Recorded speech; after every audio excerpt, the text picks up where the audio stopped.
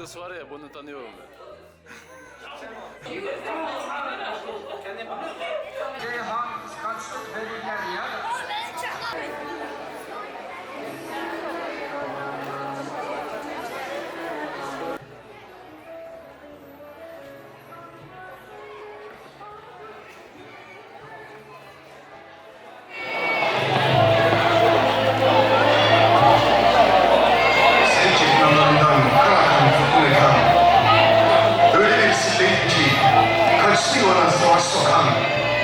Madem geçit medeniyete sen imkan.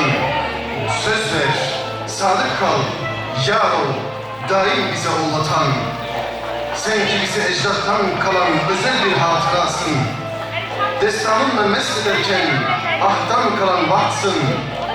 Nerede görülmüş emsalin, binler şehitler koyun koyuna yansın. Aman Seyit Onbaşım, sen at yine bombanı, düşman gemisi batsın. Sayın Hizmetleri Müşavir Vekili, Doktor Adil Şahin Bey, Flaman Bölge Eyaleti Milletvekili ve Gent Belediyesi Meclis Üyesi Veli Yüksel Bey, değerli dernek başkanları, imam hatipler, sivil toplum kuruluşları yöneticileri, siyasetçiler, basın mensupları ve siz değerli misafirlerimiz, 5. Avdinar Ensar Camii Çanakkale Şehitleri Anma Programı'na hepiniz hoş geldiniz.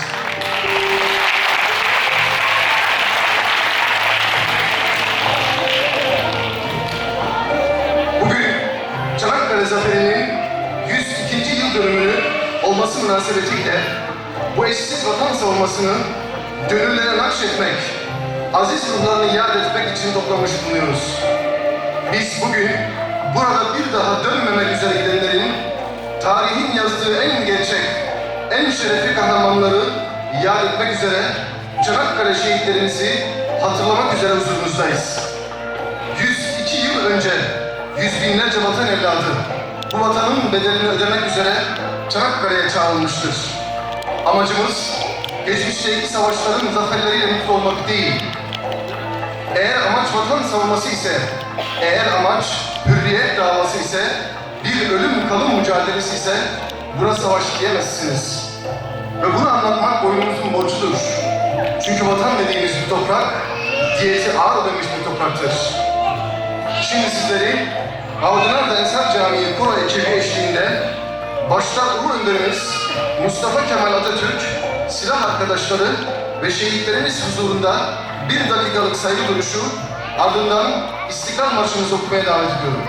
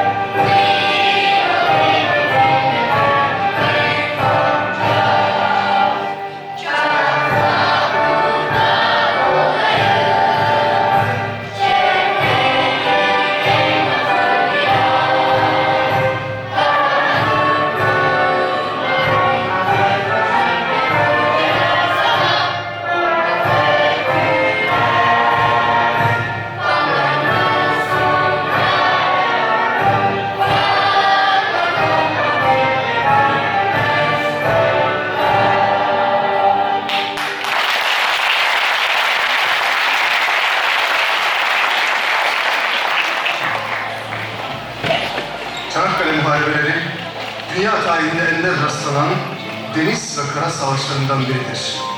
Siyasi açıdan birçok temelin, ihtirasın, idealin düğümlendiği, askeri açıdan insan gücünün, azminin, inancının yanı sıra alet, edevat ve teçhizatının yeterince denge kuramadığı, vatanını savunanlarla istilaya gelenlerin birbirlerini boğazlamak, yok etmek üzere yarım milyonun üzerinde insanın hayatlarını kaybettiği veya sakat kaldığı ve sonuçları itibariyle de geçmişte olduğu gibi birçok yanlış hesabın suya düştüğü bir savaştır. Sayın misafirler, programımıza sözlerin en güzeli ve değerlisi olan Kur'an-ı Kerim'le başlamak için Avdınar Ensar Camii İmam Hatibi Sayın Nurettin Tayfaoğlu hocamızı sahneye davet ediyorum.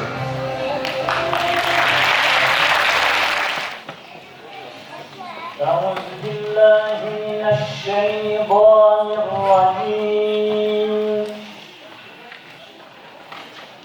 بسم الله الرحمن الرحيم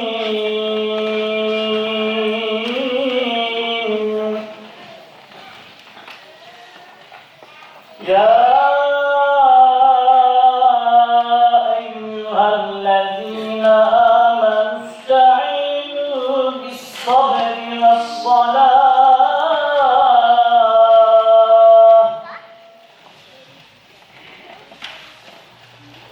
إن الله مع الصابرين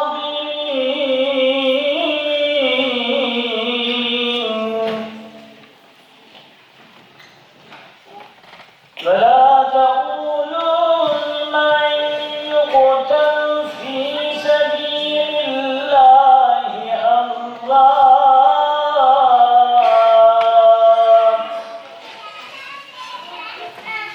بل أحياء ولكن لا تشعرون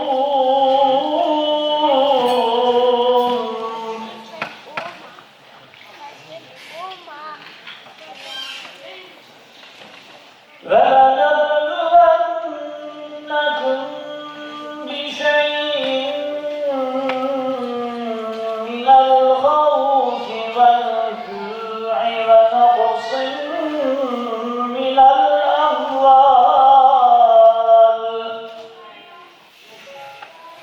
ونقص من الأموال والأنفس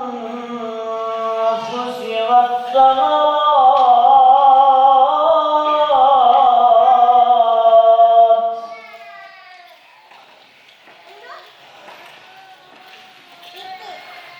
وبشر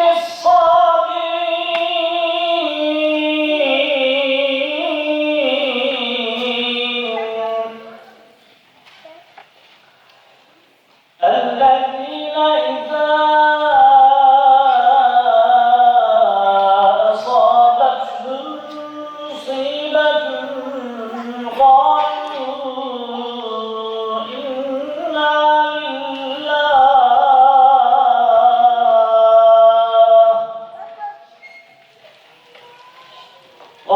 قالوا إنا لله وإنا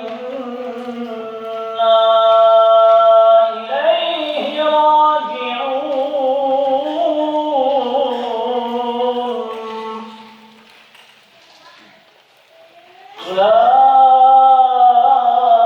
أولئك عليهم صلوات من ربهم ورحمة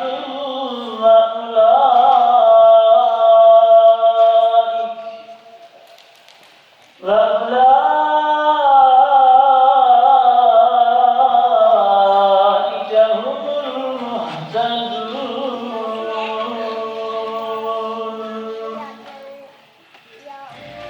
Her parçam bir tarihtir. Tarih Çanakkale'ye eğil. Sakın unutma, unutturma aslını nesline oğul. Ne Maraş'tan, Antep'ten, ne Çanakkale'den kovul. Sen ki destansın, lisanlar az kalır seni anlatmaya. Yağmalanmış tarih kalksa, utanır yüzüne bakmaya. Şu an Çanakkale sen kalemime, ben sana tutsam. Sen dile gel de anlat, lal olmaya ben razıyım. Günün anlam ve önemini belirten konuşmasını yapmak üzere Avdınar Ensar Camii Dernek Başkanı Özcan Yıldırım Bey'i kürsüye davet ediyorum.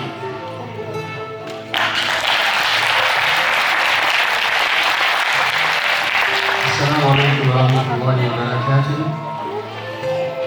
Sayın Müşavir Vekili Adil Şahin Hocam, Milletvekilimiz ve Yüksel Bey, Genç Bölgesi Camiler Dernek Başkanları, İmam Hatipleri, Sivil Toplum Kuruluşu Dernek Başkanları ve basın mensubu arkadaşlar hoş geldiniz.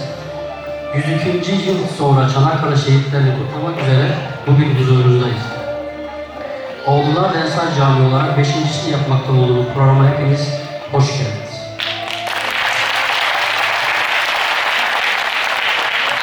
Yıl 1915. Çanakkale dediğimizde aklımıza ne geliyor? İzine giderken bildiğimiz vapurlar, masmavi bir deniz, yemyeşil ormansa ondan bahsetmiyoruz.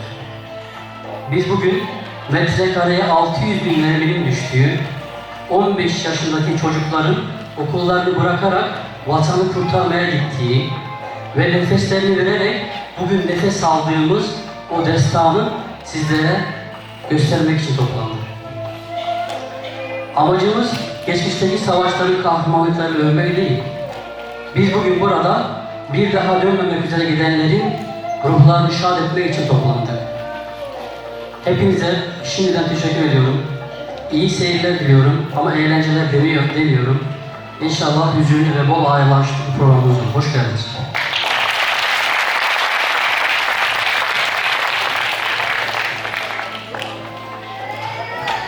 Çanakkale mahşerinde can pazarı kurulmuş. Toprağa şehitlerin kanlarıyla yoğrulmuş. İman en büyük silah, vatan en sevgili yar. Bağrına taş bassın, beklemesin analar. Eller duaya kalkmış bu son cuma namazı. Vatan onlardan razı, onlar vatandan razı. En fedakar, en cesur, en büyük asker bizim. Sevinsin Türk evladı, çünkü bu zafer bizim. Düşmanın hayalleri gömüldü kara suya. Hangi millet galip gelir böyle şanlı orduya? Anlasın bütün cihan, Çanakkale geçilmez. Şühedanın kanına asla değer biçilmez. Avdınar Ensar Camii din dersi öğrencilerini bayrak şiirini okumaları üzere sahneye davet ediyorum.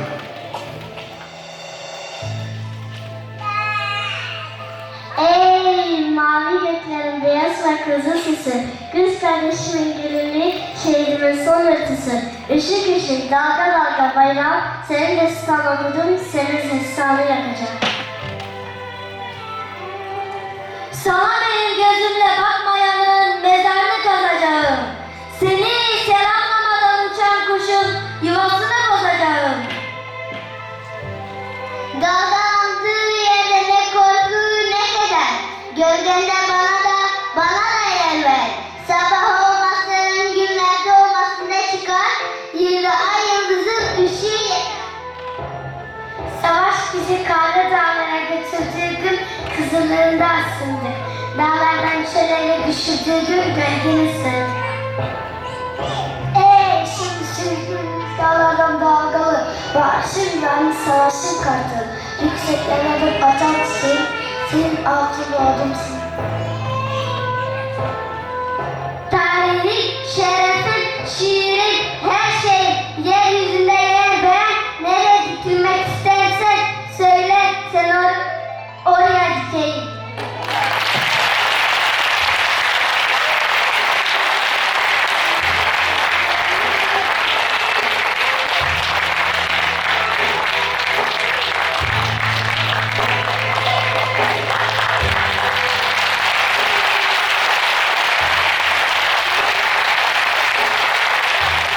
Düşman sevinçle karaya tırmanıyor. Şimdilik sessiz siperlere, yürürken sevinçle azametle, sahipsiz köy bulduğunu sanıyor. Ve birden saldırıyor Aslan Mehmetçik. Fırtına yaparken havada mermiler, ok gibi fırlamada siperden her nefer. Bir adım gerilemiyor yerinden kahraman Türk askeri. Bizler hesapsızca şehadete koşmaya hazırlanırken, düşmansa hesapsız iş yapmıyordu.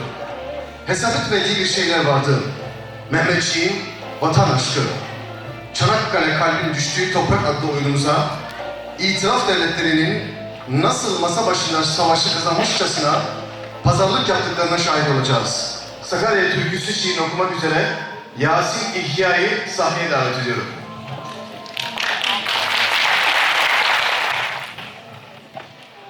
İnsan bu, su misali, kıvrım kıvrım akar ya. Bir yanda akan benim, öbür yanda Sakarya. su iner yokuşlardan. Hep basamak basamak, benimse alın yazın yokuşlarda susamak. Her şey akar, su, tarih, yıldız, insan ve fikir, oluklar çift. Birinden nur akar, birinden kir. Akışta demetlenmiş büyük küçük kainat. Şu çıkan buluta bak, bu inen suya inat. Fakat Sakarya başta, yokuş mu çıkıyor ne? Kurşundan bir yük binmiş köpükten gövdesine. Çatlıyor, yırtılıyor yokuşu sökmek için. Hey Sakarya, kim demiş suya vurulmaz belçin? Rabbim isterse sular büklüm büklüm vurulur. Sırtına Sakarya'nın Türk tarihi vurulur. Eyvah, eyvah Sakarya'm, sana mı düştü bu yük? Bu dava hor, bu dava öksüz, bu dava büyük. Ne ağır imtihandır başındaki Sakarya. Bir başlı kartalı nasıl kartaşır Kanarya? İnsandır sanıyordum mukaddes kahraman. Hamallık ki sonunda ne rütbe var ne de mal. Yalnız acı bir lokma, zehirle pişmiş aşktan ve ayrılık. Anadan, vatandan, arkadaştan. Şimdi dövün Sakarya, dövülmek vakti bu an. Kehkeşanlara kaçmış eski güneşleri an. Hani Yunus Emre bir kıyında geziyordu. Hani ardına çin çin kubbeler serpen ordu. Nerede kardeşlerin cömert Nil, yeşil tuğla, giden Şamlı akıncı ne gün döner yoluna. Mermerlerin altında hala çarpar mı tekbir, bulur mu deli rüzgarı sedayı? Allah bir, bütün bunlar sendedir, bu geniş bir geceler. Sakarya, kandillere katran döktü geceler. Vicdan azabına eş, kayna Sakarya. Öz yurdunda garipsin, öz vatanında parya. İnsan 3-5 damla kan, ırmak 3-5 damla su. Bir hayata çattık ki hayata kurmuş bu su. Geldi ölümlü yalan, gitti ölümsüz gerçek. Siz hayat süren leşler, sizi kim diriltecek? Kaflığını assalar belki çekerdi bir kıl. Bu ifritten sualin kılını çekmez akıl. Sakarya, saf çocuğu, masum Anadolu'nun divanesi ikimiz kaldık. Allah yolunun, sen ve ben. Gözyaşı ile ıslanmış hamurdanız. Rengimize baksınlar, kandan ve çamurdanız. Akrebin kıskacında yoğurmuş bizi kader. Aldırma, böyle gelmiş bu dünya, böyle gider. Bana kefen bir yaprak, sana tabuttur havuz. Sen kıvrıl, ben gideyim, son peygamber kılavuz. Yol onun, varlık onun, gerisi hep Angarya. Yüzüstü çok süründün, ayağa kalk Sakarya. Gel, bana yar ol ki cihan titresin. Kimse dönüp süngüme yan bakmasın. Amin desin hep birden yiğitler. Allahu Ekber gökten şehitler. Amin, amin, Allahu Ekber. Avrupa Densel Tiyatro ekibini Çanakkale Türküsü'nü seslendirmeleri için sahneye davet ediyorum.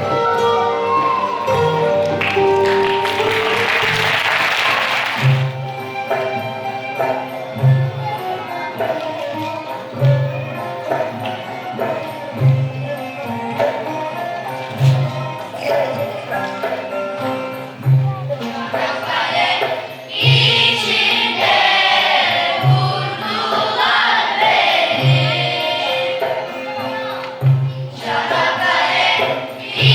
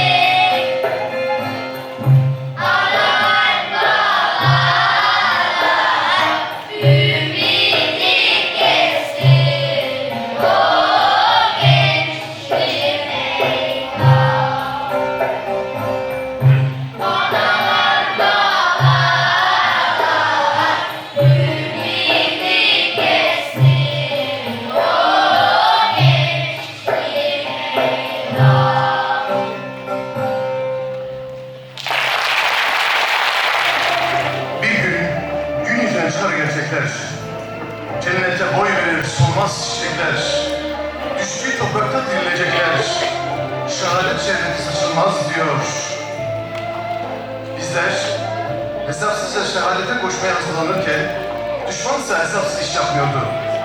Hesap etmediği bir şeyler vardı. Mehmetçiğin vatan aşkı.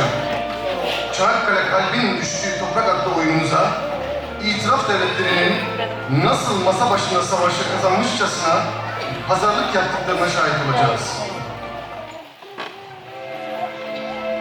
Türkler asırlarca Avrupa'da yaşamışlardır ama hiçbir zaman Avrupalı olamamışlar. Avrupa medeniyetini benimseyememişlerdir. Türkler İstanbul'dan çıkarmalıyız. İstanbul'un Müslüman olmasını hiç affedemiyorum. Çanakkale Boğazı geçilecektir. Bu aynı zamanda Fransa ve İngiltere devletlerinin prestij meselesidir. Bu prestij asla zedilenmeyecektir. Hastalanın nihayet boğazına çökmüş bulunuyoruz. İlk şart İstanbul'u Türklerden almaktır. Her ne pahasına olursa olsun alacağız. Bir de diyorum ki geleceğin her öğretileri neden bu kadar beş para etmez eteklerine sıkıştığımızı değerlendireceklerdir. Bu kayalıklar Osmanlı Sultanı'nın kara kalbine hançerin saklanacağı en ideal yerdir. Ama henüz hançeri elinde yaralarından yeni kanlar akmaya başladı. Her gün ölümden kurtulmak için çırpınıyoruz. Biz bir metre ilerleyemesek bile halifenin canını alıncaya kadar kanı bu kağıt akıtılacaktır.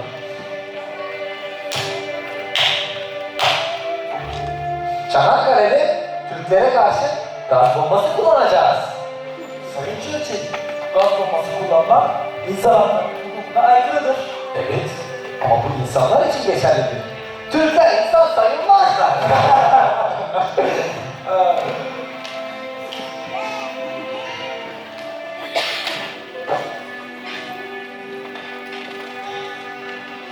Bir denizaltı gemisi Gelibolu'nun karşısına geçip orayı bombardıman etse ve ilk sefer İngiliz sancağını o sularda dalgalandırsa bütün Türk gazinomları ve komutanları toplarını ondan yana çevirecek. Düşman Çanakkale'de savunma hattını bu ayakta kuracak. Savunmamız Çanakkale Boğazı'nı bir defa geçtiğinde İstanbul'un dayanması imkansızdır. İşgalden sonra Ruslar ve Fransızlar Ayasofya'da ayin yapabilirler. Osmanlı askeri denizden bağlantıları kesilince gücünü yitirir ve yarımadadan çekilirler. Ekselanslar tereddütünüz kalmasın. Bir elimizi bağlasalar bile tek elimizle boğazın engelini aşarız. Boğazın girişindeki 4 tabya havaya uçurulmuş. Kadınlaşmış Osmanlı Devleti ortadan kalkacak. Bulgaristan ve Romanya gibi Balkan devletleri yanımızda yer alacaktır. Avusturya ve Almanya'yı doğudan sıkı bir çeken alacağız. Her ne kadar Türklere karşı düşmanlık beslesem de senin savaşçılıklarını itiraf etmeliyim. Esirlerimiz hakkında için çok rahat. Çünkü esirlere ve yaralılara çok iyi davranıyorlar. Yiyecekleri kıt olduğu halde onlarla yemeklerini paylaşıp misafir gibi davranıyorlar. Garip insanlar. Ne zaman ne yapacakları belli olmuyor. Ama yine de onlara hazırlamayalım derim. Türk askeri parasız pulsuz. Bunları az bir parayla savaşmaktan vazgeçirebiliriz. Her Türk askerine 10 kişinin bahşiş vereceği söylenip ve dokunulmayı affedilecekleri ilan edilse her asker gelip silahla teslim olur. Böylece ateş altında savaşacak kimse kalmaz. Sevgili dostumuz Türkler arasında bir fikir edinemiş herhalde. Sayın Churchill, bu adam bana sizin servetiniz kadar servet teklif etse yine de kabul etmezler. Şuramıza çarparlar. Bize dünyaya rezil oluruz. En iyisi biz onlarla savaşalım.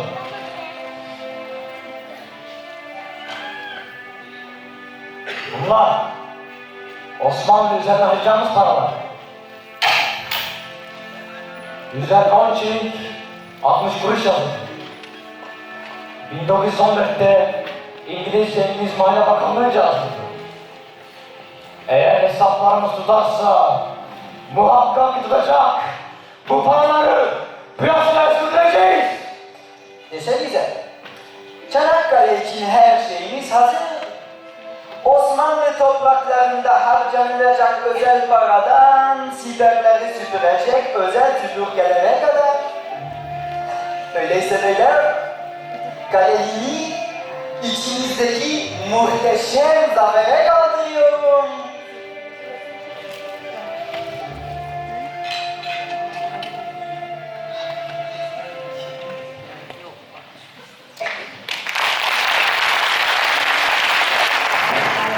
Kanımızla yazdığımız destanı, okusun Avrupa, varsa irfanı. Onların olsaydı biraz vicdanı, bir insan bu kadar alçalmaz diyor. Sıradaki sahnemizde, savaş sırasında Anadolu'nun ücra yerlerinde destan yazmaya hazırlanan kınalı kuzuların ve ayakları kırısı anıların hikayelerine ilerleyeceğiz. Ana, ağlama. Bak büyük adam belki dedi. Sen yokken sordum onlara. Gelecekmiş babam.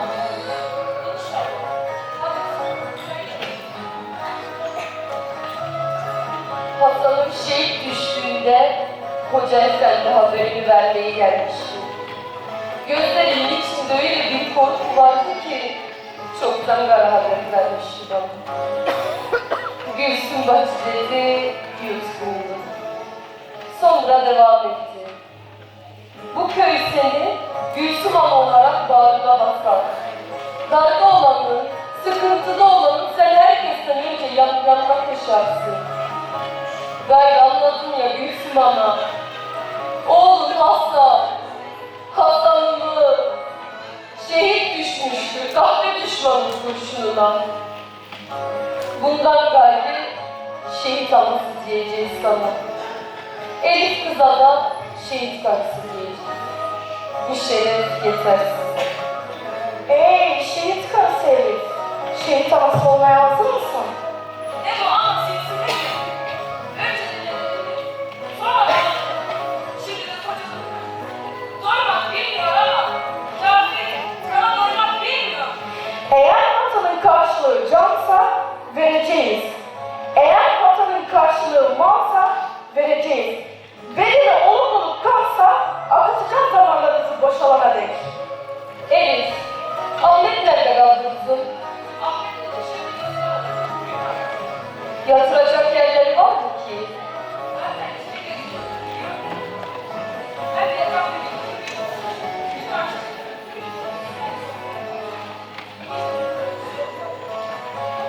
Kaldı kızım, kaldı. Çocuğun da gözleri gidiyor. Yataklarımızı yapıp yatalım. Gel ana gel, otur şöyle. Bir adres tatil etsem kızım yatmadan önce. Olur ana. Şu yeni sırtına tak. Dışarısı buz gibi.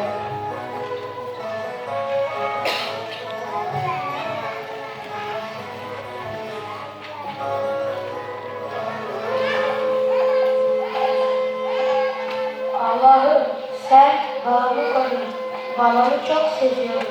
Babamı ve arkadaşlarımın babalarını da koruyorum. Eğer onlar şehit düşerlerse düşman hiç sevilmesin. Biz varız. Her zaman arkadaşlarımla savaşçılık kuruyoruz. Ben küçüğüm ama şuradakilerin çok büyük. Osmanlı kanı taşıyor damarları. Allah'a dua edeceğim ama savaşı kazanalım diye.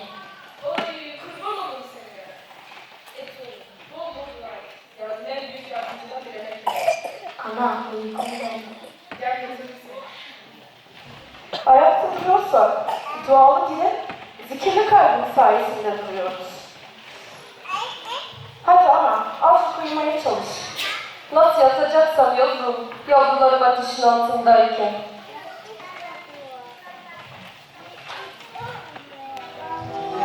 Hasan'ım, Ahmet'im, hangi birinize yalan bilmem ki.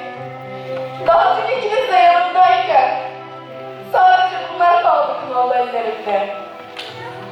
Hasan'ım, yüzüme her kırılımı yerlere titreten koca yiğit. Evine bir başına koyup da gittin. Ahmet'imi, Mehmet'imi babasız bıraktın. Senden sonra uşağım Mehmet'imi gönderdim. Mehmet'im, ama sana kurban olsun kınalı kuzum. Sana bir kez daha sarılıp koklamak için neler vermezdim ki. Ey kurban oldum! Sen yorgun gözüme sabır ihsan eyle. Babamı gönderdim dönmedi. Kocamı gönderdim dönmedi. Aralar hançer gibi saplandı yüreğime. Ama öyle bir acı var ki hepsine bedelmiş. Ey acısı! Sen Mehmetlerimi koru Rabbim. Kollarım, bacaklarım, kafalarım toz gibi uçtuğu yerde. Ne kadar sağ kalır ki Mehmet'im? Sen her şeyin iyisini bilen Allah'ım. Her derdin devasını veren Allah'ım. Ama verecek bir sabır da vardır elbet. Sen gözyaşlı anaları yüzsüz bırakma Allah'ım.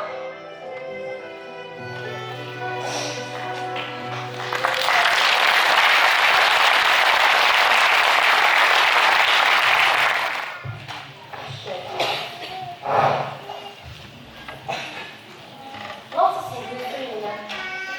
Vallahi kızım, siz nasılsınız, ben de öyle. İyi demek, arıt olmuş, ötekten merdiven çal iyiliğin adına. İyilikleri diyorlar, ama beterine saklasın. Daha beteri var mı varsa? Olmaz mı kızım? Evlere girilir, bebelerin doğrandığı devirler de var. Allah korusun. Aman, kurban kolaylığı konuşmayın.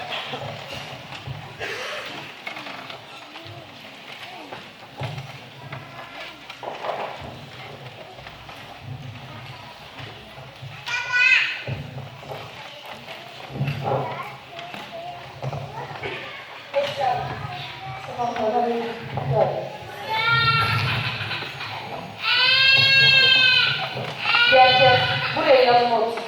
Sağ olasın Allah'ım. Hatice, sen dostlarla uğraştın sabah. Uğurladık ya. Dönerse gazi, dönmezse şehit. Hepimiz aynı sıra sigaranı gönderiyoruz. Sıra sigaraya kaldı ki. Bizden son 5 kişi. Bizden de üçüncü, en büyüğü 30, en küçüğü 18 yaşında. Anamın ağlamaktan gözler görmez oldu. Ben Müslümanayım içeride. Kalbimi yerinden çıkacak gibi. Ne isteyeceğimizi kim bilir? Epey bir haber değil yok. Bu verilere boynumuzdan incedir. Zafer müştusunu da alacağız bacı. İnşallah.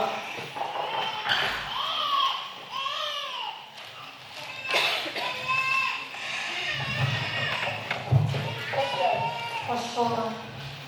Oturun, rahatsız olmayın Allah aşkına.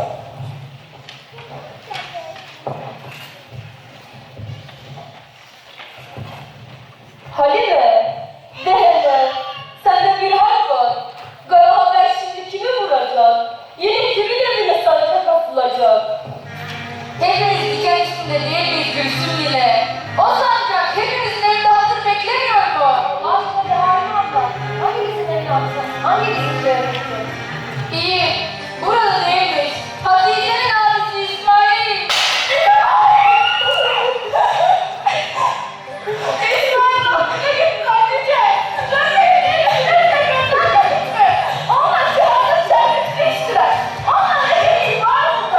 Hadi gel, sen de haftasına düşer. Eyvine, bu iş nereye kadar? Ne olacak savaşın sonu?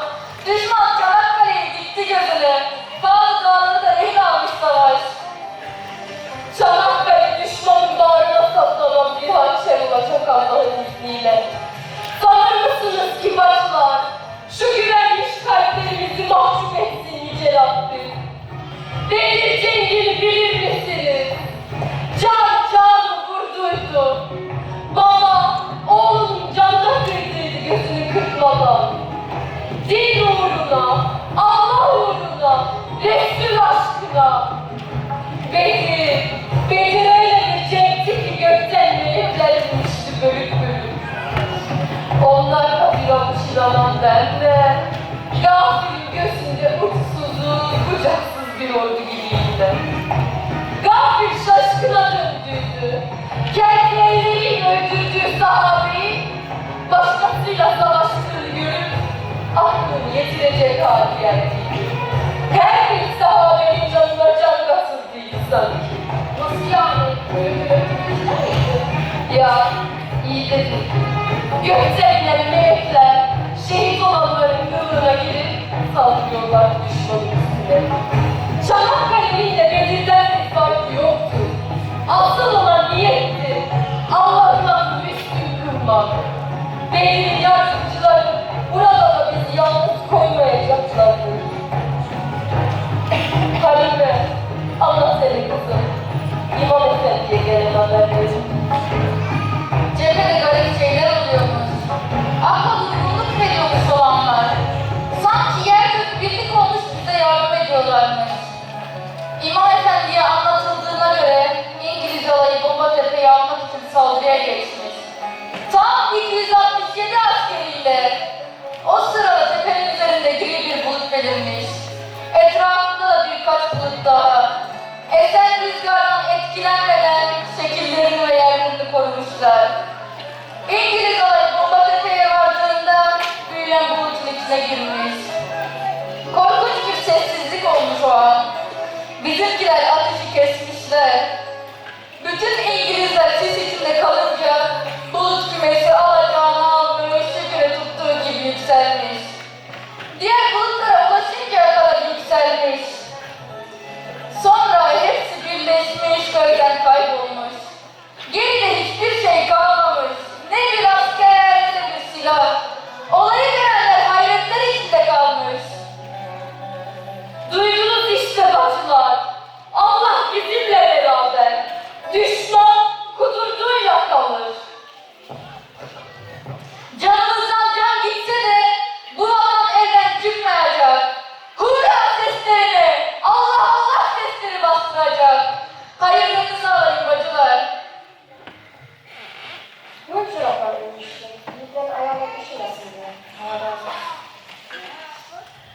Ben de kazak getirdim. Rahmetli babamın yadigarı var. Hafızasına saklanmış. Ekmek yaptım limon çıktığınca. Hepsi bu kadar. Gerisi de bebelere. Kümesindeki tavuklarından başka hiçbir şeyim yok. Onu da Şahin'e verdim. Muhtar Efendi'ye verecek. Bunları da oğlum Osman gibi hediye ettim vatanıma. Ahırda bir tek yemeğimiz kalmıştı. Üstüyle getirmedik. Kardeşim belliği bağlayıp muhtar emrini teslim edecekti.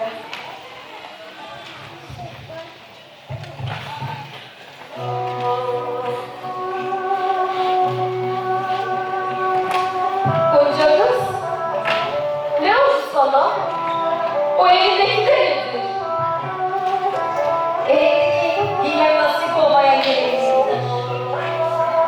Şanlı Murat, Murat'ın savaşa çağrıldığında hayalini söyleyemişsin. Herkesin harbi geldiğinde bütün ülkeyi bilendiler. Al, bunlardan. Versin dilensin, miladimin olsun. Onunla alınan bir kurşun daha kırandığım için biliyorsun. Yoksa da cephanemin üstü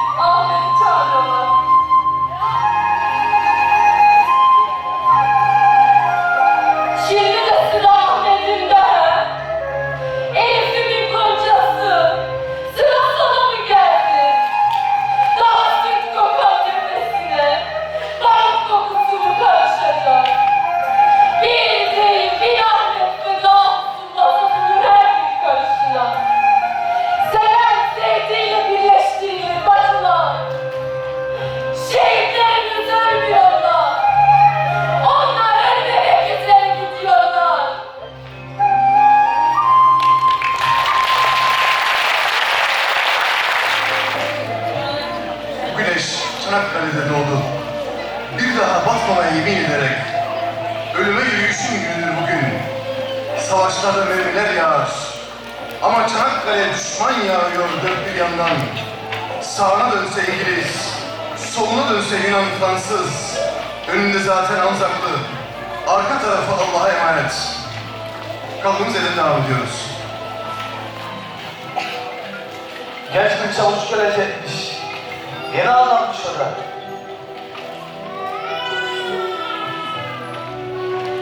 Şu bu gelen posta değil mi? Hayır inşallah. Selamun aleyküm. Aleykümselam. Ne haberlerle geldin Salih Efendi? Düşmanın gücü büyük Osman'a. 200 omuz gemileyen binlerce ton. Hiç durmadan birazdan ateş püskürüyor. Ağaçlar, dağlar, taşlar, her şey dinliyor. Deniz, iki kırmızı dağ arasında mavi şerit. İstilacılar da sanki her şey hesaplanmış. Her şeyi hesap etseler de bir şeyi asla hesap edemezler. Kendine olmayan tek şey, Ne diyorum hanımefendi? Türk milletindeki koruma arzusu, vatan aşkı Salih Efendi. Bir Türk'ün neler yaşar, hürür varlıkları. Bu savaşta onların kazancı, Türk'ten nasıl etkisi öğrenmek, bizim kazancımız da Anadolu insan yüreğini dünya tanımak olacaktır. Ümitliyiz ha? Ümitli insan yaşamak Osman. Askeri. Yiyeceğin yok, yiyeceğin yok, topu yok, tüfeği yok.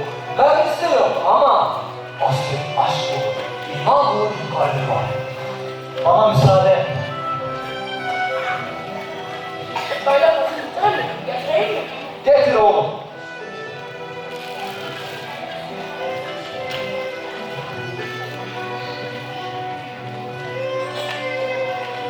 Sağ olasın oğlum. Savaş öyle bir duruma geldi ki yakında Hakkari'ye gidecek askere.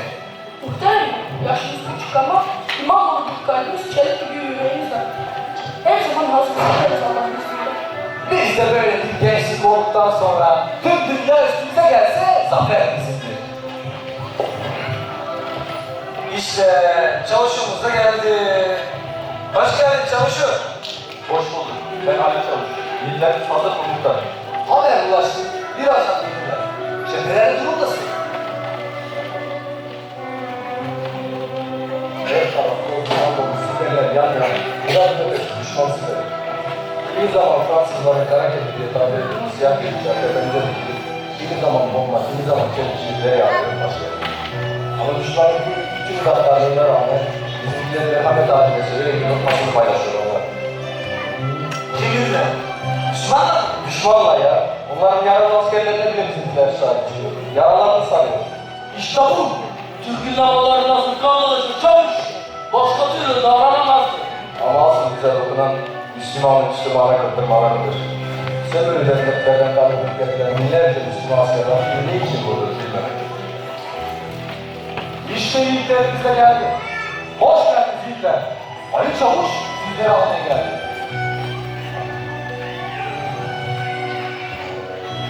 Ne yapsın bu çocuklar? İçin kırmızı kurtar. Hani bunu okuyacaklardı? Silahla nedir? Silah dünyasında. Gençlerin kafana bugün lazım değilse daha ne zaman lazım olurlar Osman? Onlar vatanın mirasını korumak için gidiyorlar. Kim durmaz Osman Emre. Böyle hep çalışır. Eli çalışır. Çok şükür Allah'a şükür. Yapmaktadır. Adım Şahin. Şahin gibi cesurum. Bu topraklara düşmana yaklaştırırsam rahmetli babama ihanet etmiş olurum. Biz Gül Gözlü Cenge, biz değil, onlar korksun. Hakkımız değer. Bizlere korku bile bir şey var.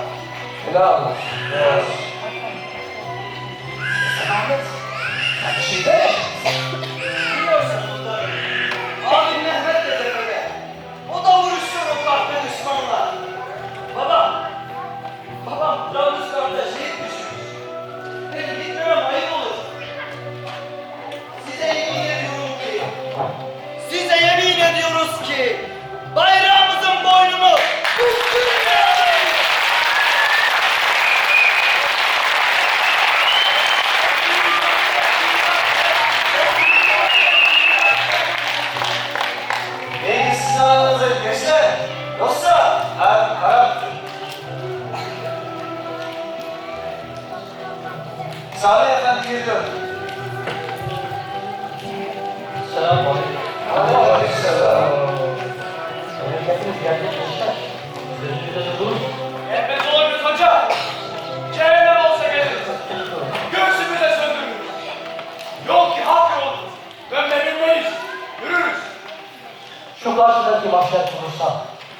çıldırsa, denizler oldu, bulutlar donanma yaptırsa. Şu altımızdaki yerden yanar dağlar, taşıp da patmasa afakı bir kızılsansa. Değil mi cebimizin sinesinde iman bir, sevimle bir, acı gaye aynı, mizah bir. Değil mi bir sinede vuran yürek yılmaz, cihan yıkıl severim ol, bu cephe sarsılmaz.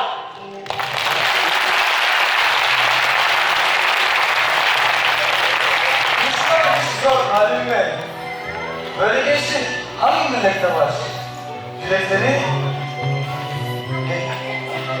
yaşlarından da büyük. Daha kaç yaşındalar? Ben 18'indeyim.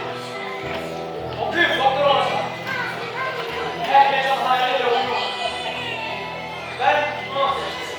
Benim de hayallerim. Ben de okuyordum. Öğretmen olacağım. Bunu yanlışlıkla söyledim. Onlara bir örnek olacağım. Bu yaşınızda tüm dünyayı ördek olacaksınız değil mi? Bu yaşınızda öyle bir hayat seçtiniz ki, sayenizde sizden sonraki nesil alnına başı dik olacak. İnşallah Muharrem Bey. Bu nesil torunların parçası ve bu kadar altına aşık olur. Olacak ki muhtemelen mi? Onları daha çetin savaşları verin. Onların savaşları topla, tüfekle değil, ilimle, irfanla olacak. Bugün toprağımıza gözüken düşman, o zaman imanımıza, ahlakımıza gözükecek. O zaman Osmanlı'nın son yongasına bu neslin torunları birer büyük tomurcuğu gibi saçılacaklar dünyanın dört bir yanına. Türkiye şiraz olmuş, bir kez daha gösterecekler kokör olsa düşmanlar. Hazırsanız gidelim gençler. Ben de hazırım komutan. Sen de biliyorsun Muharrem Bey. Okulun kapılarını kapattık Osman Ağa. Bir tek biz değil. İstanbul'daki bütün darülfünunlar, harp okulları veyahut da afak Sultan'ın kapattılar kapıları. Öğrenciler zafer sonrasında erkelerlerdi. Hadi kumanda gidelim. Vaktimiz var. Buyurun gençler. Ana! Sakın ardından ağlamayasın. Yoksa aklın kalır burada. Ağlamaya gerek yok. Al bunu. Telaştan unutmuşsun. Abinin mektubunu. Eğer bunu da görürsen bunu ona ver.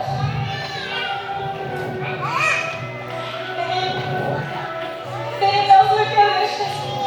Bir gün büyüyüp de vatan nasipleri olacak. Hiç aklıma gelmezdi.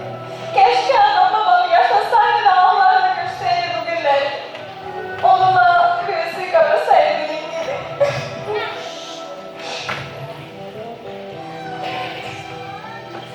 Bütün analar yemin ettik.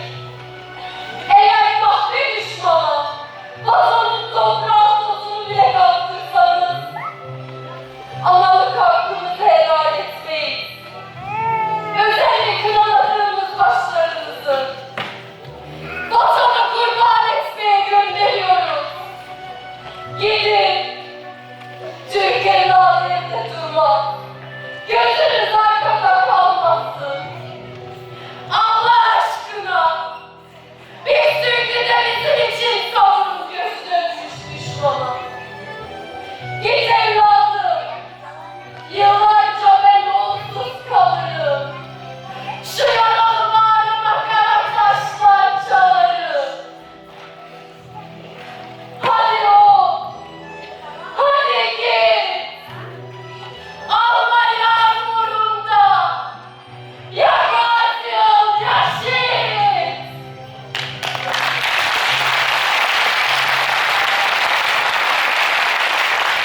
Mahşer mi? Hakikat mahşer. Yalın ayak koşuyor Mehmetçiğim ateşin üstüne. Ayağına her diken batışında Allah diyor. Yüreğine her mermi değişinde vatanım diyor. Yere düşünce de anam yarim diyor. Övünmeyi Çanakkale, cihan durdukça övün. Ömründe göstermedin bin düşmana bir gün. Sen bir büyük milletin savaşa girdiği gün. Başına 100 milletin birden üşüştüğü yersin. Sen savaşa girince mızrakla, okla yayla, karşına çıktı düşman, çelikten bir alayla. Sen topun donanmayla, tüfeğin bataryayla, neferin ordularla boy ölçtüğü yersin. Oyunumuza 4. sahneyle kaldığımız yerden devam ediyoruz. Duyduk duymadık demeyin. Ahanla laflarına kulak verin. Mümkününüzden sırrım gibi üç pehlivan askere gidecektir, ilan edilir.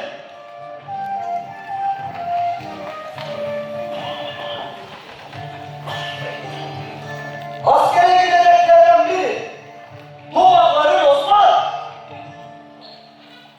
Belki'nin yanı başındaki Tubazoğullarından Hasan. Ha bir de Hacı Omaroğullarından da Mehmet görüntü vermeyin gari. Duyuverin ey ahali. Yandı yetti engeliz yoran. Hey hey hey. Oynayın lan. Halktan korkuyor. Sanmasın gören.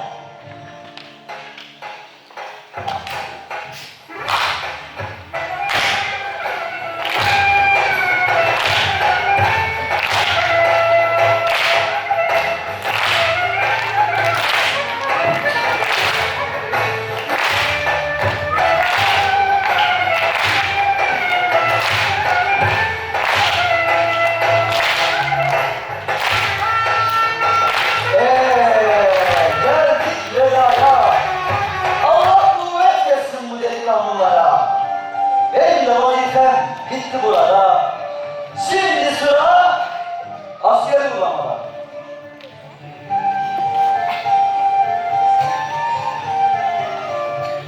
Yiğidim, vakit tamamdır. Yaşlanandan sana çıkın, şu çıkının içindedir. Ama benim oğlumdan, 9 ay karnında taşıyıp ak sütümle emzirdiğim yiğidimden, şimdi dileyeceğim hem dünya hem ahiretliktir.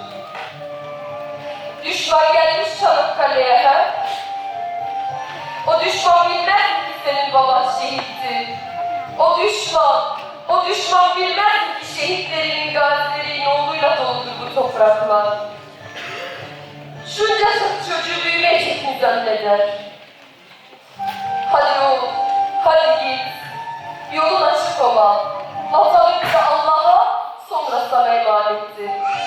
Sırasıdır, koru toprağını, koru ki oğlum seninle gurur duysun. Canım ana, güzel ana. Oğlum sana kurban olsun. Sen gibi ağanın büyükleri Allah ölür de bir karış toprağını vermez düşmana. Gönlün al olsun ana. Ver elini öpeyim. Çünkü bu gidişin bir daha dönüş olmayabilir. Hakkını helal et. Kadınım ve çocuğum sana emanet. Hasan'ım, ak sütüm helal sana. Gazanın mübarek olsun oğlum. Ağlamayın canına, üzülmeyeceğine söz ver. Söz. Düşmanlarımız Haçlar boğazda sanmışlar. Devlete nefes aldırmıyorlarmış. Vatan evlatlarından yardım bekliyormuş. Öyle mi Hasan'ım? Çok mu görmüşler mutluluğumuzu? Domuz sürüleri kahvaltıcalar. Hani ağlamayacaktın? Ağlamıyorum ki. 10 aylık onun dikimleri bırakıp da gidiyorsun Hasan'ım. Sizleri önce Allah'a, sonra sizlere bırakıyorum. Hakkını helal et kadınım benim. Sevgisin ve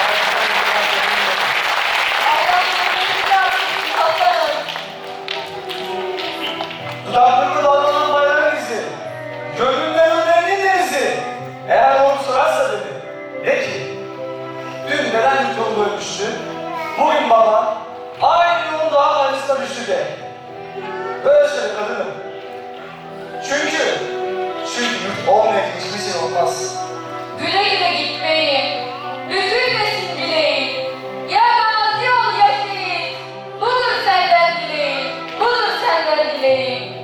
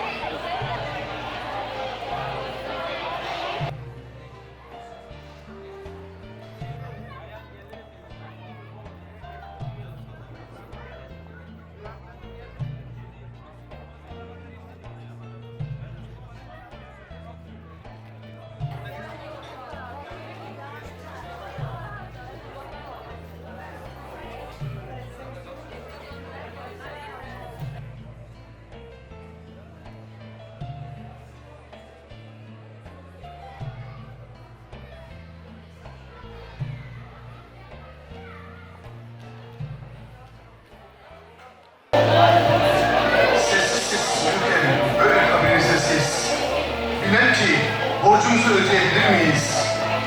Kainat güllerini yastık yapsak da yine eminim ki az gelir bir vatan şehidine. Göz dikemez yamanın ne hayrıydı ne kurdu.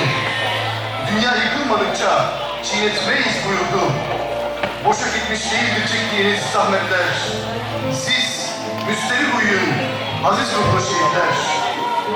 5. sahnemizde huzurunuzdayız.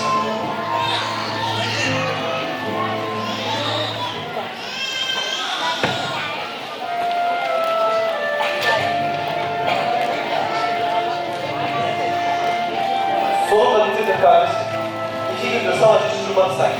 Görüyorsun ya, bitirememiştim ama yazdığım mektubu. Ellerinde uğraşır mı bilmem ama içinden gelenleri döktü. Dinle bak. Ana, önce selam sana. Allah selamı bol hürmetlerle ellerinden öperim. Şimdi top sesleri, tüfek sesleri dinmişken, şöyle oturmuş hayallere dalmışken, açken, üstüne üstlük efkarlanmışken, köylüleri, bütün sevdikleri, hava köpeği, odun taşıdığım eşeği, yaylalarda güttüğüm sürüleri, yanık kafalı, teyzeleri, halaları ve sana bahsedemediğim gizli gizli sevdiğim. Buram buram tutarken gözlerimin önünde, farkında olmadan gözlerimden yanaklarıma soğukça yaşlar süzülürken seni düşünüyor ve sana yazıyorum ana. Burada yağmur yerine, kar yerine kurşun yağıyor. Senin bildiğin, pencerelerden seyrettirdiğin, dinle dediğin, salmış toprağa iyice kokla dediğin, yağmura benzemez, kara hiç benzemez ana. Bir itiraf acı, ot yiyorum. Ağaç kabuklarını, yaprakları kemiriyorum. Hayvan pislikleri de eskimiş arpaları seçiyorum. Et, ekmek demiyorum. Bal, kaymak istemiyorum. Sofralar hiç demiyorum. Çanakkale diyorum tek. Adam diyorum. Sevdiğim, ayaklarının altı cennet kokar. Ağlama dedim sana, dayanamam. Ben o gözler uğruna, ben o ayaklar uğruna, ben o saran kollar uğruna savaşmadan duramam. Selam et ana, köylüme, selam et taşıma toprağıma. Eğer gurur doğurursan, helal et canımı bu vatanıma.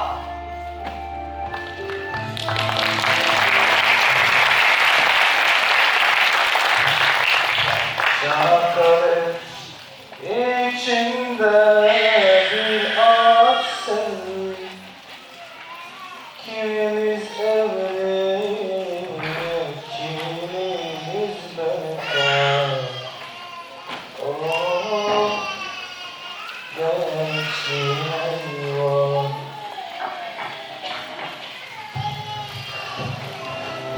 Bekle söyledim dayı. Dinle sağlık. Sağ olsun evlat. Memleketinden bir Türkler kalsın diyecek. Sağ ol düşman, neyim var sağlığında? Anlaşılan sen de tevhidin tepkiye koşan asker edersin. Evet evlat. Köyden çıkar, ver dokuz, ver 10 lira olsun. Hadi ya, o kadar oldu mu senin kızdan çıkalım? Oldu ya. Gencecik güzel geldiğinde. Bir de oğlum vardı. Küçücük bir oradan ayrıldığında.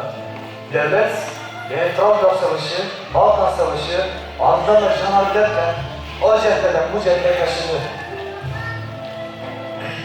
Bu cephe savaşta savaşmak Allah'ın emri. Vatan görüyor, şunu önme. Son bir kez çocuğun üstünü verilseydi keşke. Olsun dayı. Çanakkale'ymiş işte kısmetimiz. Meleketimiz var yanımızda. O bize yeter. Sağ olun.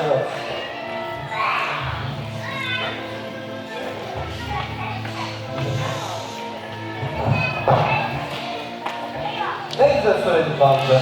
Memleketimi hatırlattın bana. Neredesin amca sen? Karaser İlmayı yedin. Azize neredesindenim? Tesadüfe bak amca. Ben de Azize'yim. Dinlerden siz söylerim bakayım. Moncalar şerifinden Ahmet derler bana evlat. Ama bana da Moncalar şerifinden Ahmet oğlu Ömer derler. Nasıl olur?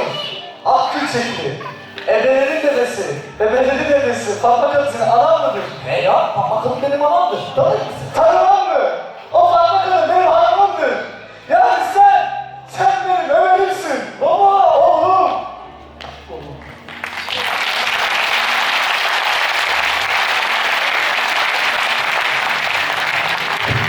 Yıllardır nasıl çektin evladım. Hep merak ederdim.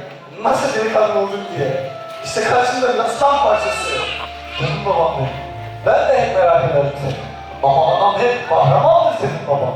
Vatan için çağırmışım derdi. Ama görevimce ağız vermiş. Canım babam.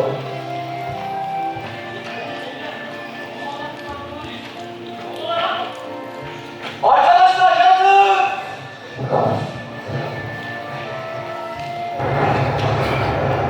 Allah! Baba!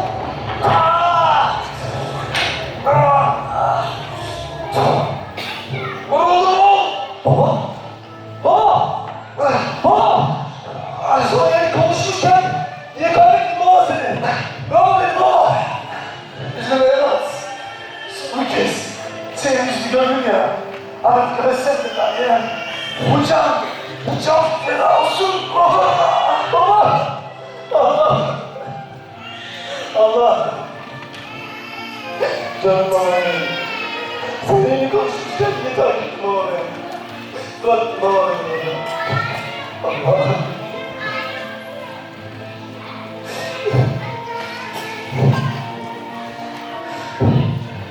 Aslanım babamın yanında ben varım bu dünyada. Kurtaramazsam oğlu Ahmet'in gibi değil ben. Hey kuşma!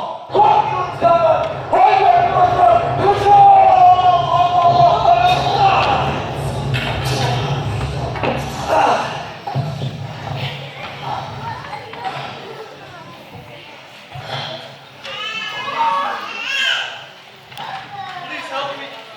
Yalan bir asker var.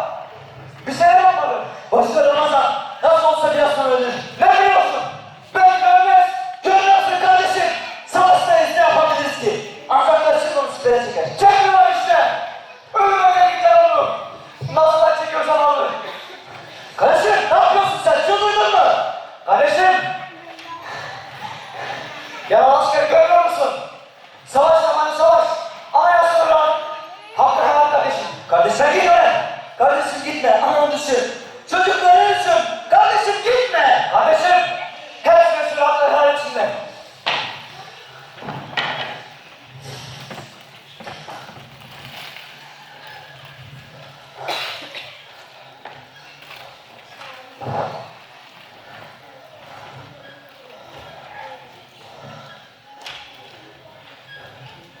İnsan ölmemesindense ben ölüm daha iyi.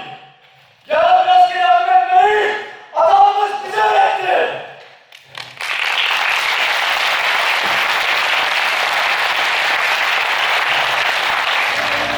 Biz kısır sesleriz. Minareleri sen ezansız bırakma Allah'ım. Ya çağır şurada bal yapanlarını, ya kulansız bırakma Allah'ım. Mahyasızdır minareler. Göğüyle kehkeşansız bırakma Allah'ım. Müslümanlıkla yorulan yurdu, Müslümansız bırakma Allah'ım. Bize güç ver. Cihat meydanını pehlivansız bırakma Allah'ım. Kahraman bekleyen yıllarını kahramansız bırakma Allah'ım. Bilelim hasma karşı koymasını. Bizi cansız bırakma Allah'ım. Ya da at kimsesiz kalan kusurunu. Ya çobansız bırakma Allah'ım. Bizi sen sevgisiz, susuz havasız, vadansız bırakma Allah'ım. Müslümanla yoğrulan yurdu, Müslümansız bırakma Allah'ım. 1915 Çanakkale muharebelerinde İsmailoğlu tepesindeki bir avuç askerin hikayesiyle huzurumuzdayız. Görelim Mevlam neyler, neylerse güzel eyler. Bismillahirrahmanirrahim. Bismillahirrahmanirrahim. İzâ câe nesrullâhi vel feth. وَرَأَيْتَ النَّاسَ يَدْخُلُونَ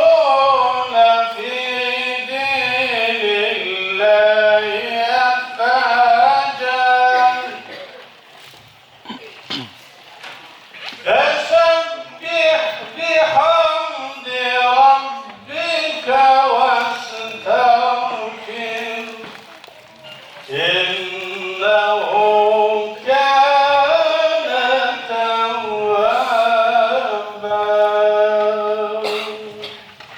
صدق الله العظيم. Yer Çanakkale. Yıl 1915. Bugün bize yaş 15 şehit. İnna lillahi ve inna ileyhi raciun.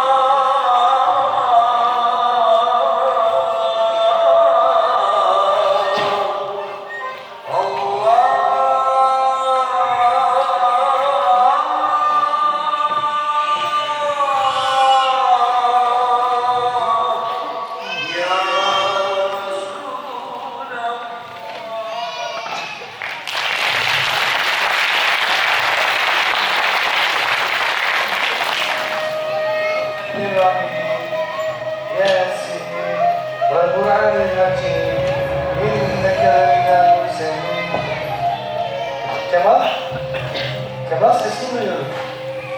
Gel buraya. Gel şöyle. Onun sesini duyamadım. Sabah mı oldu? Daha sabah olmadı. Oğlum, ellerin buz gibi. Hasta mısın yoksa? Yok baba iyiyim. Bir şeyim yok. Oğlum, kıyafetler mi? Bayramlıklarım baba. Oğlum, bayramda daha çok var. Benim bayram evine geldi baba. Oğlum, askere mi yazıldın sen?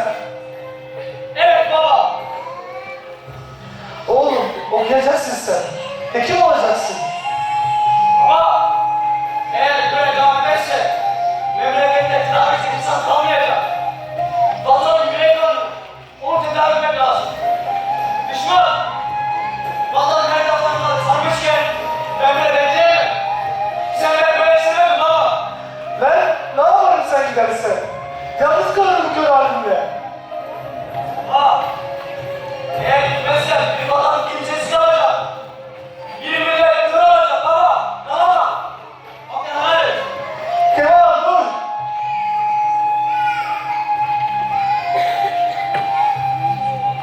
Git, git oğlum. Vatan önce Allah'a, sonra sana emanettir. Hakkım sana helaldir.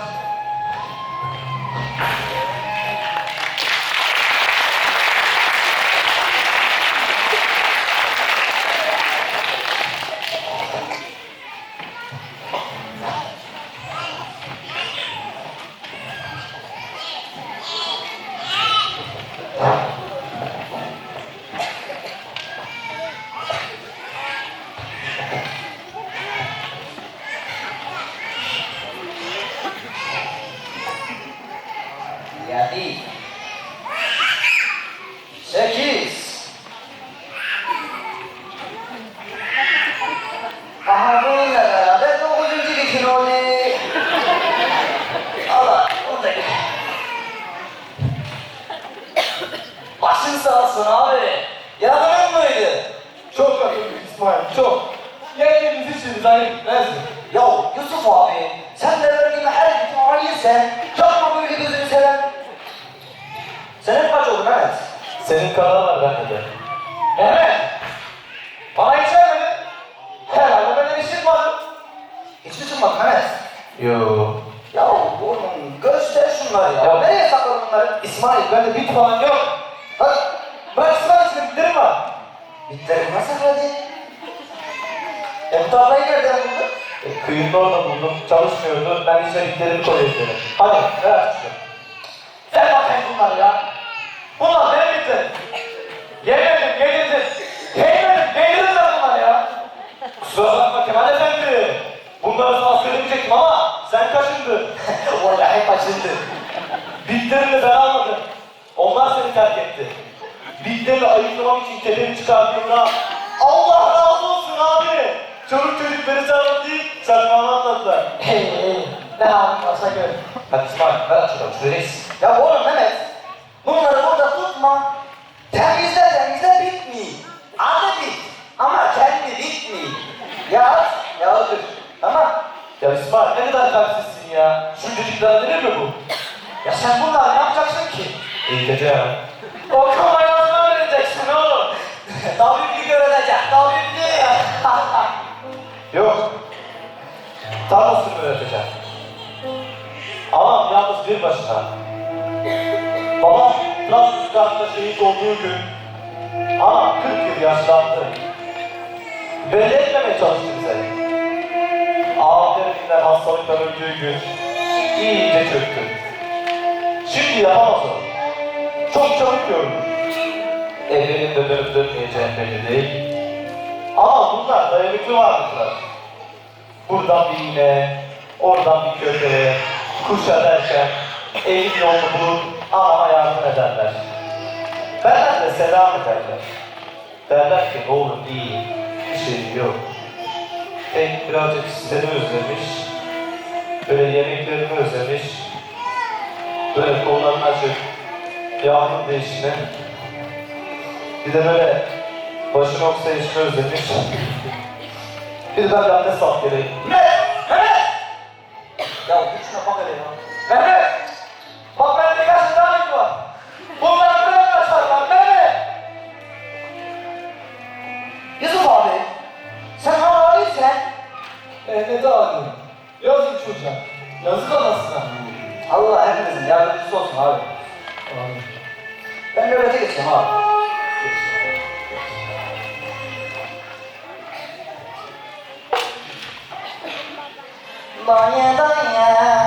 Daya havannaya, daya kurban olayım bana. Hoş 5 aydır bir düşman yüzü görememişim. Ama olsun nöbet yeri terk etmek olmaz. Abi haberciye son ne zaman gelmiştin? Ya ikiyi yarayacağım sence. 2-3. Vay gayet abi. Bunlar yüz unutmuş olmasın? Çoluk İsmail. Biz önemli mi öğreniyoruz? Önemli değilsin ama arkamız uçurum, oradan kimse çıkmaz. Önümüz ot bitmez bura. Bir gelen olsa 500 arşın ötesinden görürüz. Bu işleri ben anlamadım. Sen yorma bakalım İsmail. Büyükler bizim için düşünüyorlar. Bizim işimiz emirleri sorgulamak değil, uygulamaktır. Habercileri kullanalım, gelir. Haydi, nöbete devam. Sen öyle diyorsun abi.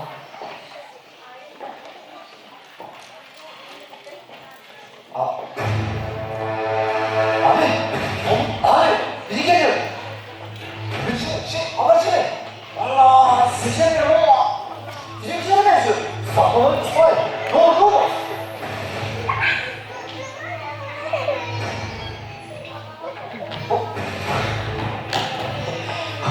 Vallahi elim kulağına geldi ya. Alışırız.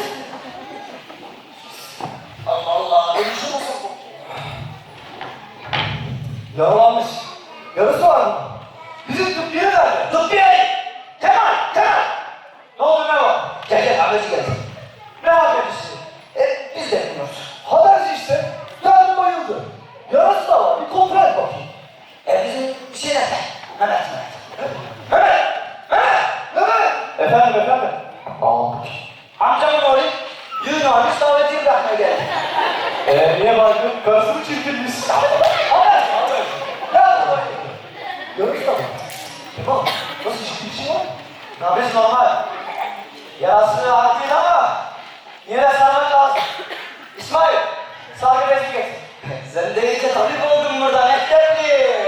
İsmail, sen benim burada bunları şükret. Bu savaş böyle devam ederse Türklere kimse mezun olmaz. Baba yapan dedin ya. Lafı uzatma İsmail ya, sana uzat. Kemal nasıl? Döndürebilir miyiz? Çok yol gelmiş. Biraz nesin, sonra yandırırız. Uzun yoldan geldiğini nereden anladın peki? Görmüyor musun? Kolundan ne kadar geldiğin işareti var. Vay be, onca yol nasıl tek başına gelmiş. Maşallah olsun. Hızır olmaz mı bu? Hızır'dan bayılır mı? Belki Hızır da hazır değildir. Ya İsmail, sen beni de saçmalamaya başladın ha. Allah Allah. Kemal, ana kararından mı gelmiş? Emin misin? Evet. İsim haberci. Hangi haberci ya? Kavak getir alın başında. Tut bir duyduz. Herkesin hadi.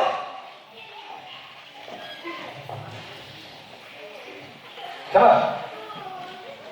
Kemal. Biraz önce Şener Efendi dedim. Kırmadık inşallah seni. Atma ya artık.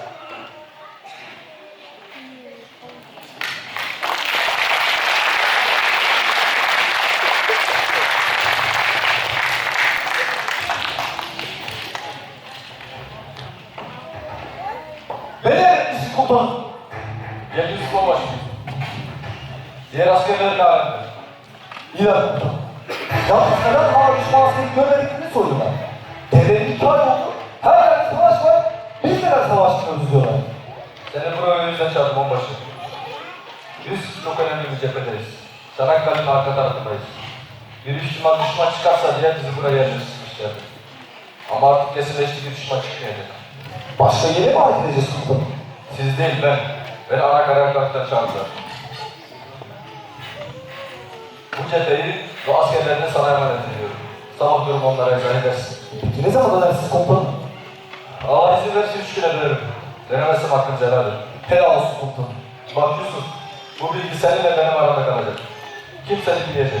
Eğer ölecek olursan da kimseye söylemeyeceksin. Söz. Söz komutanım. Şimdi git gizlice cephane sandığını boşalt. Kimsenin haberi olmasın. Burada ne kadar bırakın? Hiç bırakılmayacak. Buraya düşman çıkmaz artık. Ana cephelerinde cephane eksikliği varmış. Ben gene seni idare edeyim. Komutanım. Olmazsa biraz bıraksak. Hiç bırakılmayacak. Komutanım. Bu bir emir asker. Emredersiniz komutanım.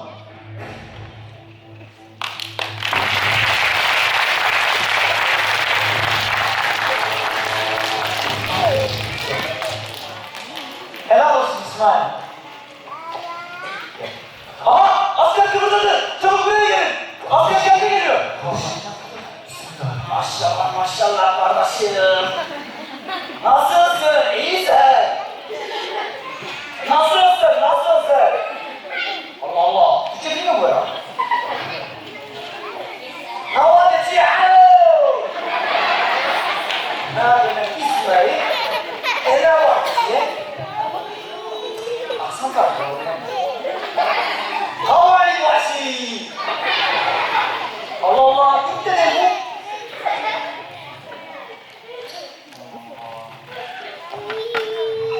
Buldum seni İsmail. Keyfe halke. Allah Allah. Ben de insan bitti.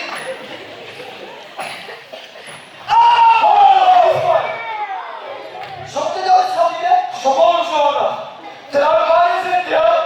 Ya adamın konuşacağı aslında konuşmaz mı zaten sonra?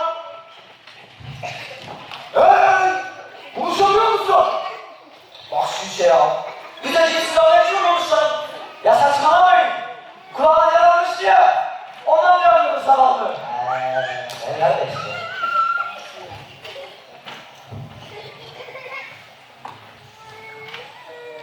Evet konuşmuyordum. Mesela düşman zannetmiştim. O yüzden konuşmuyordum.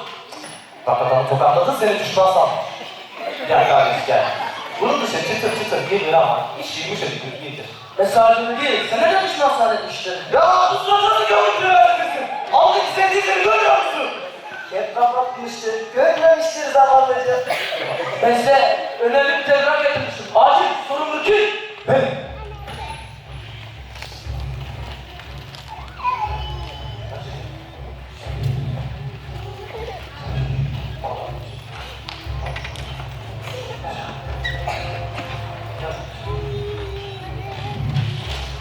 Herkes sıraya!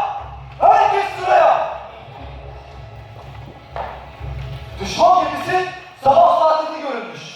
Bütün müdahaleye rağmen kurtulmayı başarmış. Ana karargahta takviye kuvvet yola çıkmış. Bize emrediler. Yardım birliği gerek olan burayı savunma. Herkes bize. Hadi. Yusuf abi. Onbaşı İsmail. Ben senin onbaşınım. Şaka zaman değil artık. Onbaşım, şu düşman gelmeden biz gitsek üzerlerine. Olmaz İsmail. Olmaz. Daha düşmanın kaç kişi olduğunu bile bilmiyoruz. Kaç kişi? Ya ben bir, Mehmet 2, Türkiye 3, Dilsiz Haberci 4, sen onbaşın 5. Bir Osmanlı askeri dünyayı verirse, biz de 5 Osmanlı askeri ise evet dünyada olsun ki ancak hiç dostum. Öylesine onbaşım. Onlar eski şeyse adil olmaz. Geç. Onbaşı, benim silahımın kurşun yok. Kurşun, cephane salonuna kurşun alabilir miyim? Olmaz Mehmet. Daha ne kadar çok ıslayacağımızı bilmiyoruz. Hele bir düşman gelsin sonra. Tabii işte. Düşman her an gelebilir. Hasıl bekleyişteyken rahat kalacaksa cephane salonu olmaz mı? Mehmet, bunları ben de biliyorum. Ama sonra geç sende. Ama onbaşı, geç sende. Bu yeni bir asker.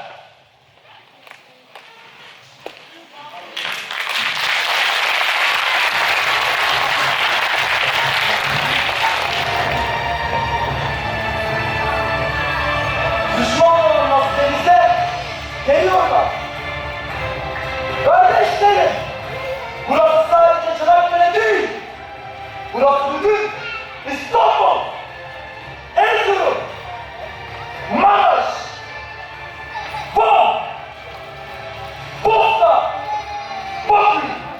Burası bugün Mekke, Medine. Bugün Hamza biziz. Bugün Şeyh Şahmet biziz. Bugün Alparslan, Kılıç Arslan. Bugün Galatasaray. Bugün Uluman Aslan. Bugün bu Albayrak uğruna gazi biziz, şehit biziz. Vatan sevgisi imana girdik kardeşlerim. Cennet de bizim elimizde, cehennem de. Bir kusurumuz olduysa hakkımızı helal edin. Helal olsun. Hakkımızı helal edin. Helal olsun. Helal olsun. Helal olsun.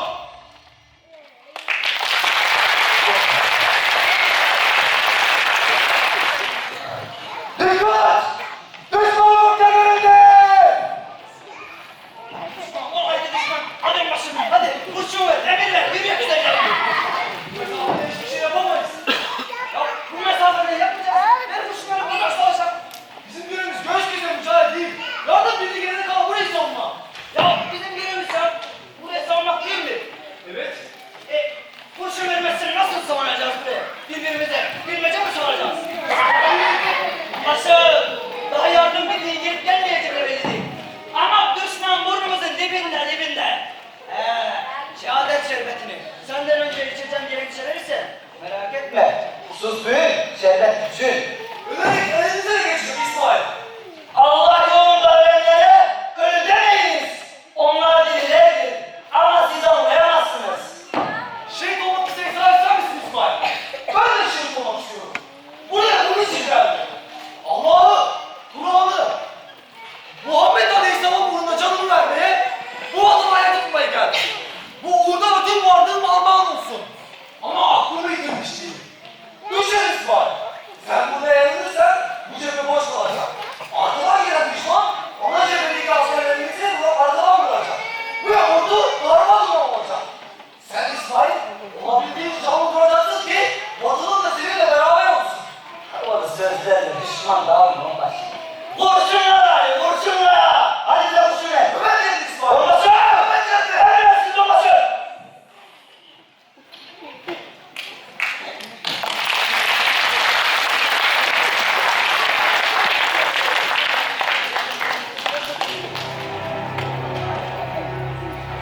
Topçularımız düşmanın yenilmez denilen donanmasını yendi.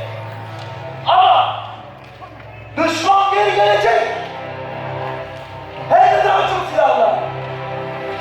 Daha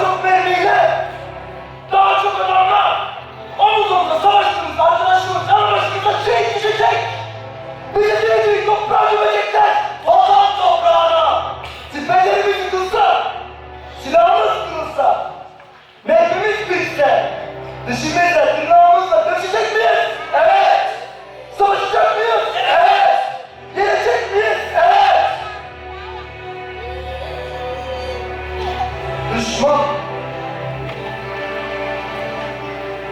Düşmanın boğazına geçmesine izin vermeyin. Vermeyiz. Vatanımız için ölesiye dönüşecek miyiz? Evet Allah! Düşmanın arkasında yenilmez denilen donanması varmış. Olsun, bizim de arkamızda dualarıyla ağlarımız var.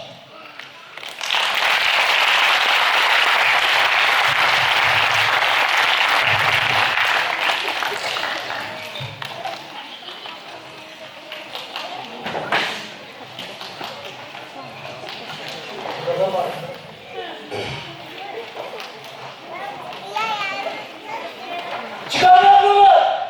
3 kişi çıkarıyorlar! Geliyorlar! Geliyorlar anlaşıyor! Başına! Anlaşın vallahi billahi. Selam yapacağız, işin yok, işin yok. İsmail, bekleyeceğiz! Anlaşın! Ben bekleyemem abi. Sandığı açıyorum. İsmail! İsmail! Dur İsmail! Dur! Dur! Anlaşın! Onbaşı bu sandık boş! Sandık boş lan! Onbaşı! Kurşunlar nerede? Kurşunlar nerede onbaşı? Konuşsana! Buradan giderken götürdü hepsini. Burada savaş olmaz dedi. Adam söz verdi bu söylemeye. Sizin kurşun olmasını söyleseydin o bulduğunu getirdiniz be!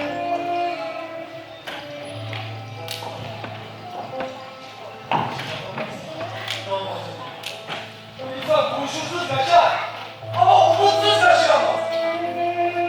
Bir umut dedim be İsmail. Bir umut. Ama olmadı.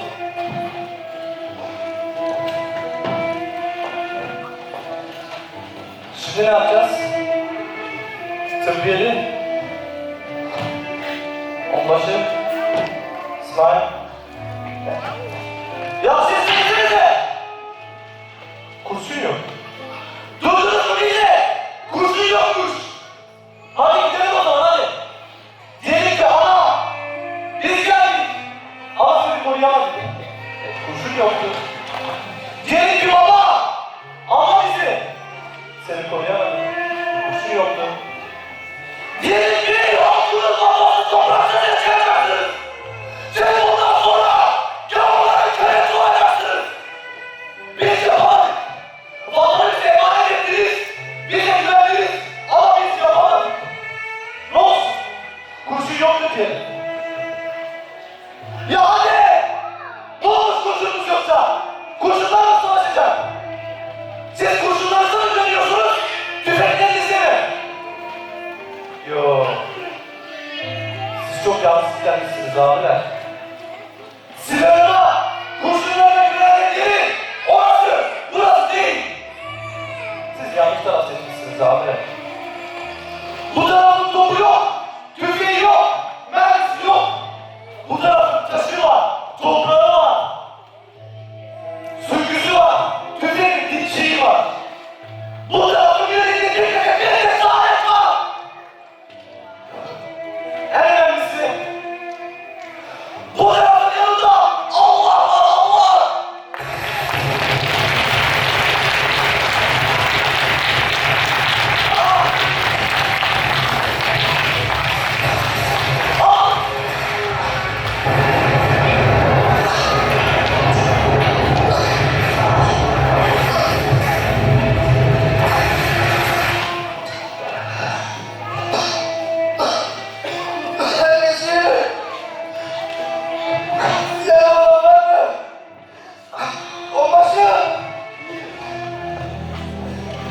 İsmail! Haberci!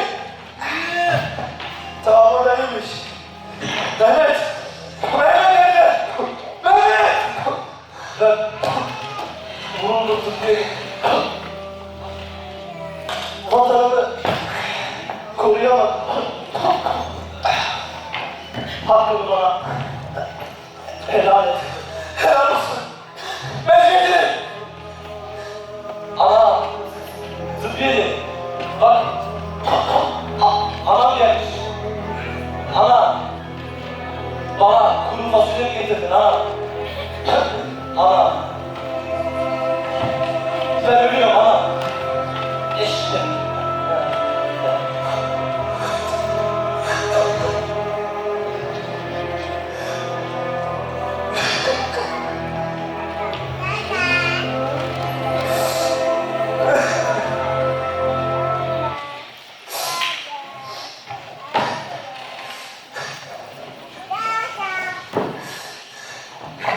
Şu pozisyonda geç!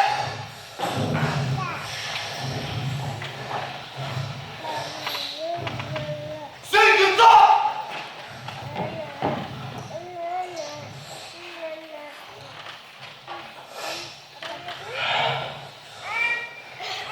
Allahu Ekber! Allahu Ekber! Allahu Ekber! Allahu Ekber! Allahu Ekber!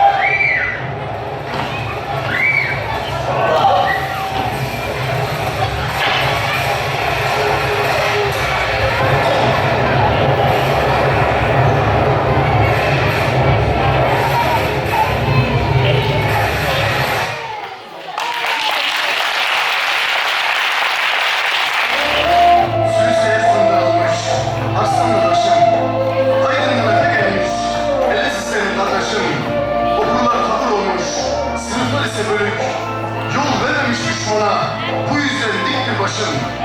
Seyit onbaşı biziz, Yahya Çavuş sözümüz, harcımız birdir bizim, tevhiddir ön sözümüz. Türk'üm, Kürdüm, Arap'ım, Laz'ım, Çerkez'im sence, nedir paylaşılmayan, neden kördür gözümüz? Nerede gönül dostu görürsen sor, ben oyum. Selahaddin Eyyubi, Veysül Karan'dan soyum. Hacı Bayram Veli'den, Yunus'tan kültürümüz. Pir Sultanlar Şahımız, Mevlana'dandır huyum. Ben Anadolu'yum adlı şiiri okumak üzere Zelzat-ı Bilal Habeşi Camii, İmam Hatibi, Yahya Yığın hocamızı kürsüye davet ediyorum.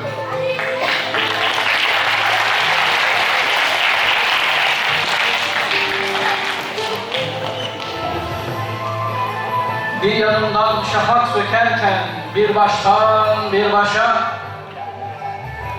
her gün selam veriyor güneş buradan kuşa. Dört mevsim bir yaşarım, yok cihanda böyle eş. Akşam sefasından, ufuklardan batıyor güneş. İşte ben Anadolu'yum. Yiğidim, çatıktır kaşım. Bir babanın öz oğluyum, 7 kardeşim. 7 oğlum var, biri Aras'tır, bir ucunda Serhat. Bir kızım var, Dicle'dir, bir oğlum var Fırat.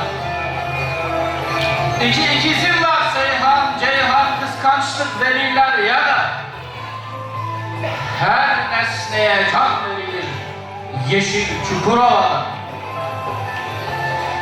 Bir oğlum var, uzun boyludur, rengi kızıl ya. Bir kızım vardır, kaşları hilaldir, adı Sakarya. İşte ben Anadolu'yum. Ben Türk'üm, ben Kürdüm, ben Zazayım, ben Laz'ım, Çerkez'im, Dadaş'ım. Dedik ya, bir babanın öz oğluyum, 7 kardeşim. Ben Karadeniz'den Laz'ım, Hazar Denizi'nde Abbas'ım. Bir elimde kemençe, bir elimde sazım. İşte ben Anadolu'yum. Ardahan'da güvercinim, Bitlis'te ahlak, Van'da gevaşım. Ben Bingöl dağlarında çobanım, Muş ile kardeşim. Hakkari'de Ahmet'i Hani Kıbrı'ya Teyrana kuşum. Ben Cizre yollarında Mevuzi ile yoldaşım. Batman'da petrol, Diyarbakır Ovası'nda pamuk, El-İkamet dükkanında kumaşım. Siirt'te Koçero, Mardin'de Süryani, Antep'te Şahil, Urfa'da Halilur Rahman sofrasında Sivas'ta aşım. Ben Erzincan'da Terzi Baba, Elazığ'da Gagoş'um. Ben Muzur'da Alevi, Sivas'ta Kızılbaş'ım. İşte benim ben Anadolu'yum. Ben Hatay'da Arabam, Habibi Neccar'a yandaşım. Ben Malatya, Adıyaman, ben Maraş'ım. Ben Kayseri, Kırşehir, Kırıkkale eğilmez bir aşım. Ben Yozgat, Tokat, Ankara, vatan duvarında bir taşım. Adana, Antalya, İzmir, Bursa'dan hoşum. Sakarya, İzmir, İstanbul aşkıyla sarhoşum. Ege'de Efe, Trakya'da Roman, Marmara'da Mamoşum. Ben yurtta sul, cihanda barışım. Ben Kur'an-ı Kerim'in ışığında çağdaşım. Ben Anadolu erenleri Mevlana, Yunus, Hacı Bektaş'ım. Ey sevgili kendine gel, sen bensin, ben sizim. Çanakkale'de yatan binlerce kefensizim. Seni benden ayırmak ne mümkün? Aynı bedenim, aynı kemiğim, aynı tırnağım, aynı dişim. Ben anayım, ben babayım, ben dayı yeğenim, ben eşim. Ya Rabbi, sana arzuyu niyazım var, ayırma beni haktan. Ya Rab, koru beni düşmanlardan, dış mihraklardan. 35 yıldır ne baharım var ne yazım, mevsimde hep kışım. Ben üzgünüm, ben kırgınım, ben ağlayan gözlerde yaşım. Ben Gürhan'ım, garip ozanım, topraklarda vatandaşım.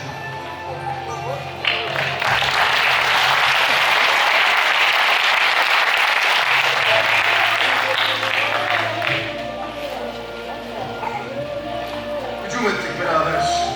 Allah Allah diyerek. Çok zaman oruç tuttuk. Boş iftar bekleyerek. Ne mümkün karavana.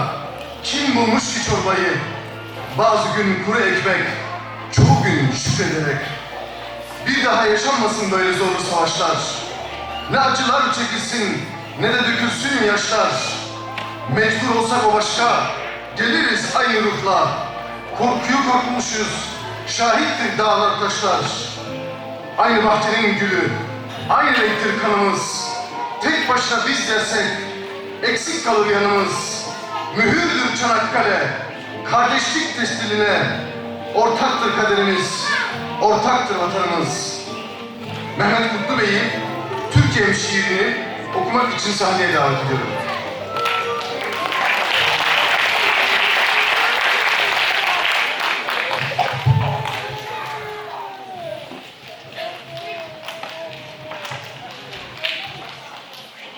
Aşkı bulmuşum ey Anadolu.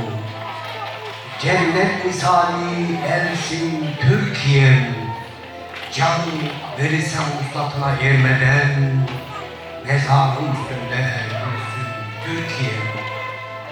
Cennetten bir parça diyorlar sana. Neden ben hasretim ana vatana? Bir ana misali kolun aç bana. Gözyaşından akan sensin Türkiye'm. Evvelden bekçiyim Türk'ün bağına, o şerefli şanlı alsancağına, uzak kollarını al kucağına. Ben arıyım, sen de alsın Türkiye'm. Şehitler mezarında titriyor taşlar, denizde balıklar, havada kuşlar. Hep senin içindir bu bütün haykırışlar. Üzerinde gölge gölge kalsın Türkiye'm. Dedemden be kalma bergüzarsın sen. Zümrüt dağlarında zenizlersin sen. Ölmeyen şehitlere bir mezarsın sen. Senin toprağında ölsün Türkiye'm. Kendi toprağında bugün Türkiye'm.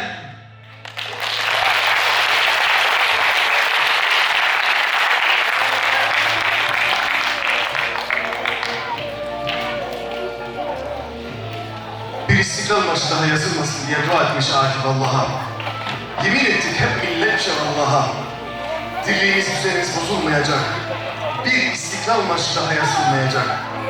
Semalarda dalgalanıp çırpınan, canım feda ay yıldızın uğruna, şehidinin tabutuna ötülen, bu can feda bayrağımın uğruna, görkeminden hep iftihar ettiğim, al rengine al kanımı verdiğim, bir namus misali saygı duyduğum, bu can feda ay yıldızımın uğruna, Avdünar Ensar Camii öğrencilerinin İstiklal Marşımızın tamamını okumak üzere sahneye davet ediyorum.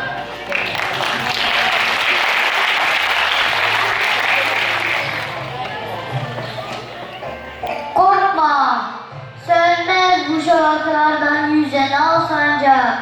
Sönmeden yurdumun üstünde tüten en sonacak. O benim milletimin yıldızıdır parlayacak. O benimdir, o benim, o benim milletimindir ancak.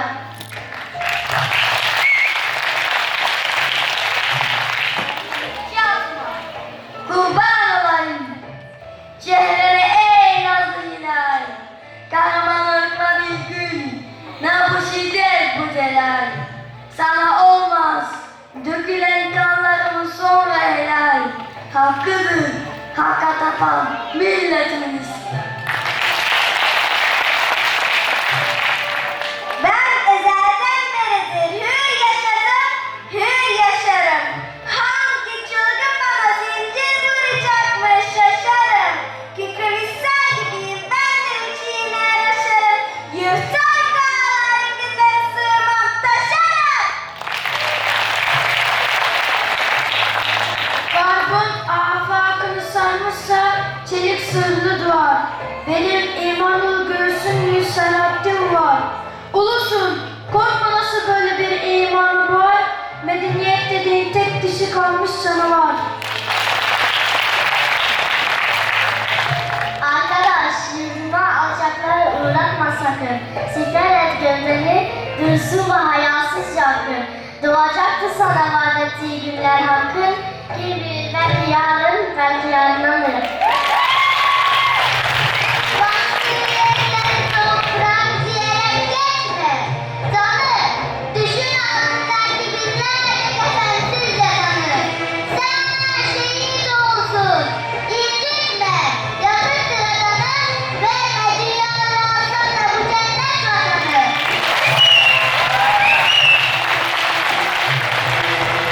Kim bu cennet vatan nuruna olmaz ki feda? Şehda fışkıracak toprağa sıksan şehda. Canı, cananı, bütün varımı alsın da hüda. Etmesin tek vatanımdan beni dünyada cüda. Ruhum senden ilahi şudur ancak emin. Değil misin mabedimin göğsüne namahremini? Şu ezanlar ki şehadetleri dinin temeli, ebedi yurdumun üstünde benim dinlemeli. O zaman geç ileri secde eder varsa taşım.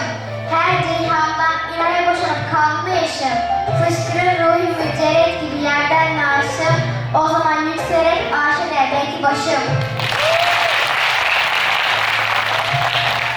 Dalgalansan da şafaklar gibi ey şenol. O sıratı dökülen dalların hep sana. Ebeden sana yok, ırkıma yok, bismillah. Hakkıdır, hür yaşamış, bayram-ı hürriyet hakkıdır. Hakka tapar, milletimin istiklal.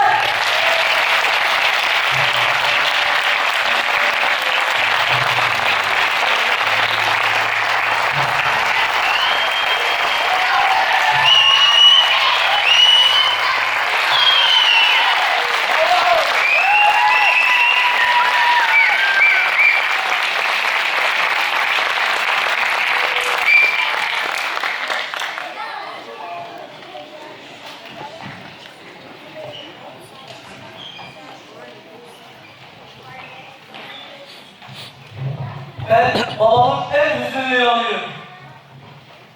Ben babamın aslan kahramanıyım.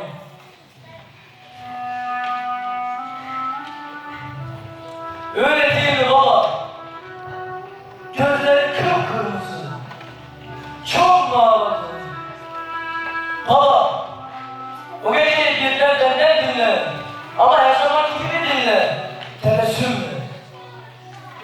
Rüyamda kanat sesleri duydum. Ardından muhteşem bir koku yağdı etrafa. Sanki biraz gül, biraz leylaktı. Sonra 30 kuş gördüm. Hepsi beyazdı. 30 kuş gökyüzüne şehadet diye yazdı. Bir ses duydum. Hayırdır dedim. Hayırdır dediler. Çukurkuyu'daki gökyüzü gibiydi uçtukları yer. Ve beni tutup gökyüzüne yükselttiler. Kanatlarında kan vardı. Hayırdır dedim. Hadi sen de uç. Bizden hızlı uçabilirsin dediler. 30 kuş beni boşluğa bıraktı baba. Birden uyandım. Hayır olur dedim. Meğer gecesi kabus olacak bir güne uyanmıştım. Gökyüzünün yıldızlarını çalıp omuzlarına sakal hain yüzler gördüm o gece. Ruhları yoktu. Korkarsın senin oğlun. Korkmaz! Korkmadı! Zekai Paşa'nın baba, bir hain adamlarıyla birlikte size yaklaşıyor. O mağara senin namusun güven. Ben gelene kadar o namusunu koru. Gerekirse o vatan hali bul. Vazifenin sonunda şehadetle varamaz. Hakkını bana helal et. Paşa şehadet vermez. Yine kulağıma falan sesleri geldi baba. Rüya değil bu kez. Uyanıktı. Muhteşem bir koku yayıldı oraya. Bir şey oldu. Sanki ellerim, omuzlarım çeliklendi. Sanki tek başıma tüm dünyayla savaşabilirim. Hazırlanıp bahçeye çıktım. Halinin etrafında karanlık yüzlü adamları var. Bir arsızın karşısında duran çakallar geldiler. Engellemeye çalıştım. Durmadılar. Ben bu silahımı çekip boş halinin başından vurdum. Bir kuşları gördüm bana. Bana vurmuşuyor. 30 kuş, daha sesli, vücuduna dokunan ve kanatlarına kan, kanat sesi, gökleri yırtan, muhteşem bir koku, gül mü, leylak mı, içine yayılan ve Çukurkuyu'nun gökyüzü, masmavi, bulutsuz ve sessiz ve sessizlik. İçimde huzur. Gökyüzündeyim. Ama artık kuşlar beni tutmuyor baba. Uçuyorum ve onlarla hızlıyım. Meğer ben şehit olmuşum. Baba, yalnız değilim burada. Yine oradayım, şehitler ordusunda. Baba, ne oldu biliyor musun? Peygamber anılarımızdan öptü. Şehitlere buyurdu ki, kardeşlerinizi tebrik edin. Bunlar benim garip şehitlerimdir. Çünkü sizler düşmanla savaşırken şehit oldunuz.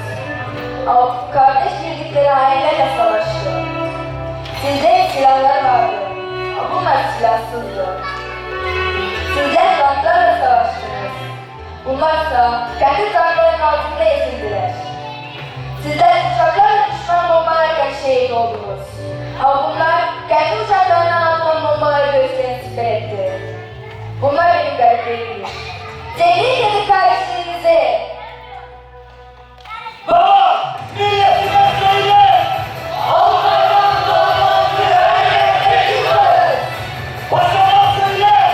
Namusunu düşünme! Anana, çocuklarına, eşine, kardeşlerine söyle! Peki! Onlar size bir vatan bıraktı. Çekinmeden bu vatan bizim cennetsiniz! Çünkü ben ölerim!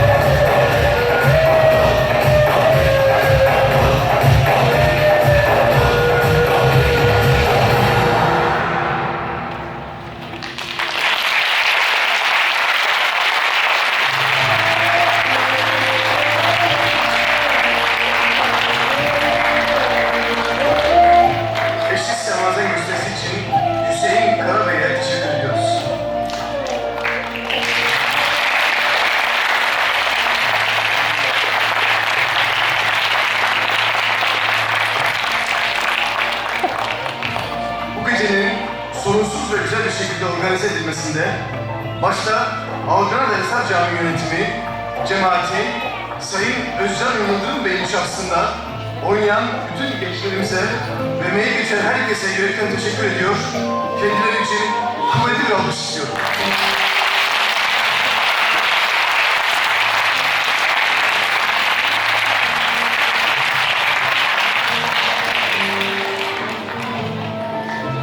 Sayın Hocam, değerli misafirler, biz Oğullar'da Esar Camii, Oğullar'da 50 haneli bir yer, hatta 46 hane saydım bunu.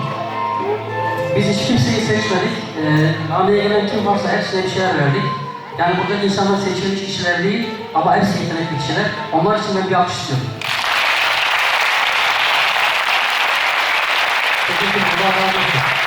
Bizi bugün de yalnız bırakmadıkları için Devlet'teki yani Büyük Cami, Fatih Camisi, Dedibert, Tevhid Camii olsun, Zenzati, Bölü'deki bizler için bilet satmak için gayret gösterdiler. Allah razı olsun diyorum.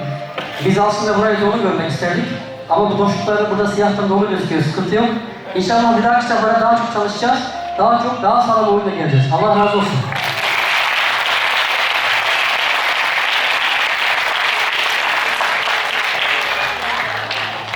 Aramızda bulunan değerli din hizmetleri müşavir vekili Doktor Adil Şahin Bey'i kapanış konuşması yapmak üzere sahneye davet ediyorum.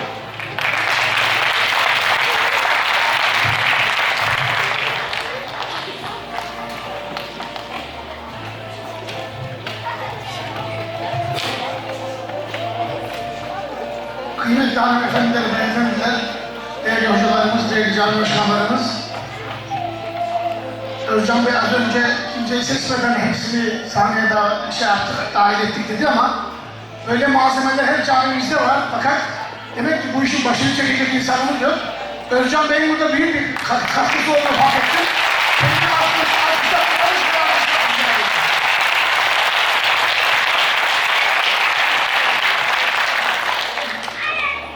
Şahsen gözyaşlarıyla izlediğimi ifade etmek istiyorum. Kalbim düştüğü yeri gerçekten bu gençler, çocuklar kalpten oynadılar ve o sahneler gerçek sahneler olduklarından dolayı da ben şahsen gözlerimi zaman zaman sildim. Bunu itiraf etmek durumundayım. Yoruldunuz, fazla vaktini almak istemiyorum ama bu heyecanın üzerine çok iyi gideceğini düşündüm. Çanakkale'den bir anekdot, bir de 15 Temmuz'da ilgili bir ayet tercümesi vermek suretiyle teşekkürden sonra mikrofonu bırakmak istiyorum. Bir hatıradan bahsedeceğim. Burada da birçok hatıralar oynandı. Hepsinin kitabı olması gerekmiyor, ayet değil, hadis değil. Ben İstanbul'da Fatih'te otururum. İstanbul Fatih vaizlerinden rahmetli Rahman'a kavuşmuş Hacı Cemal Öğüt'ten aktarılan bir hatırayı Çanakkale programlarımızda paylaşmıştım değişik camilerde. Bu sahneye uygun düşeceğini düşünerek İnanıp inanmamayı serbest bırakarak bir hatırayı paylaşmak istiyorum. Hacı Cemal Öğüt der ki, 1940'lı 50'li yıllarda Türkiye'de hac serbest olduğunda hacca gitmiştim. Medine'ye vardığımda Medine'deki türbedarın bana çok özel ihtimam gösterdiğini fark ettim. Ve sordum ona, niye bana böyle önem veriyorsun diye sorduğumda, Türkleri çok seviyorum. Neden diye sorduğumda, birçok sebebi var. Bir sebep var ki asla unutamam der. Peki onu benimle paylaşır mısın?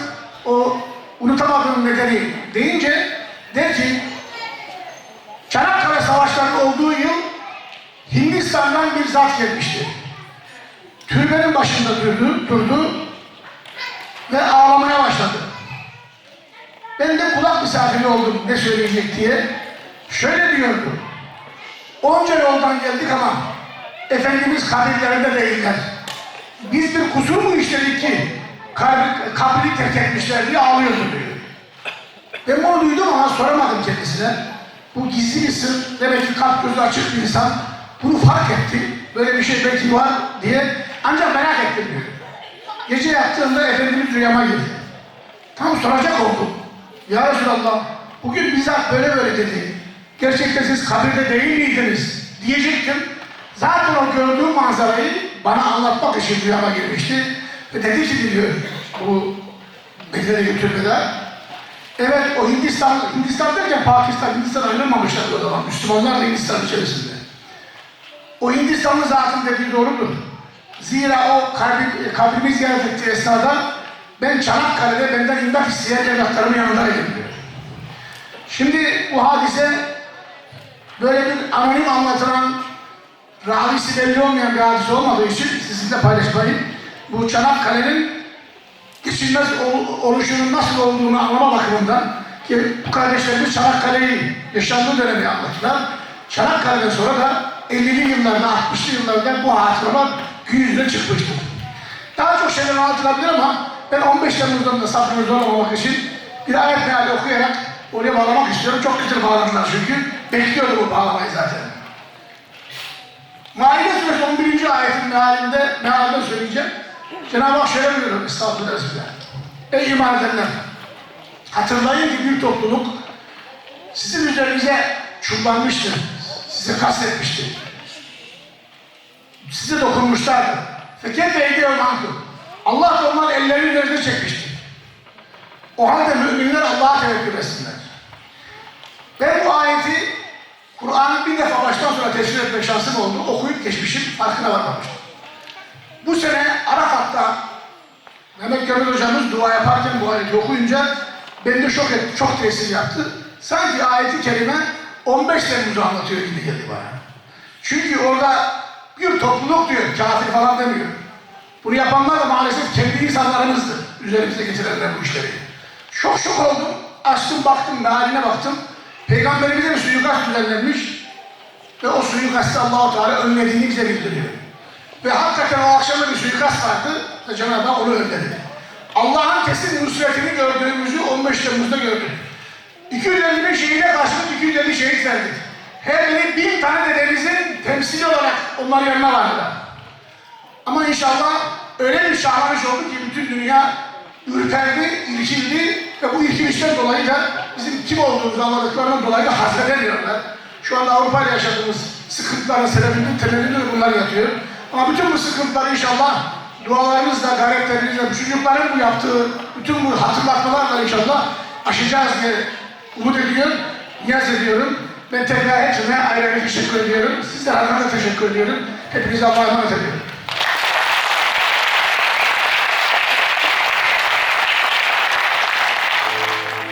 Aydınar'da Ensar Camii'nin 5. kez organize ettiği 102. yılını kutladığımız Çanakkale Şehitleri Anma Programı sona ermiştir. Programa teşriklerinizden ötürü siz değerli misafirlere teşekkür ediyoruz. Umarım günün anlam ve önemini siz değerli misafirlerimize aktarabilmişizdir. Sürçülisan ettiysek affola diyor. Esen kalın, muhabbetle kalın, Allah'a ısmarladık diyoruz. Bu arkadaşlar isimlerin söylenmesini çok alıştılar. Eksik kalırsa başını etmeyenler. Bunun için bunları söyleyin. Sonra problem yaşamayalım. Evet, Talha Avcı. Sergi. Mahfi Dağıtı. Deniz Aslan. Yılan Yılmaz. Rafi Yılmaz. Büşra Farid. Gülşah Ağaç. Dilara Kınastepe. Sükürüne Arı. Şüheda. Zeynep Yılmaz. Nisa Aslan. Selin Yakıcı. Dilara Farid. Sükürüne Yıldırım. Ceylan Seyit Aral imzalarımızda. Abdullah Avcı. Asım. Adem Ak. Akif Avcı. Arda. Furkan Ak. Osman. Cengiz Avcı. Yasin Avcı. İlyas. Muhammed Karakaya. Ramazan Ak. Kazım Yılmaz. Furkan Kınastepe. Oğuzhan Ak. Edemetin Kınastepe. Bu da Güney'in Kınastepe. Allah razı olsun. Esen kalın.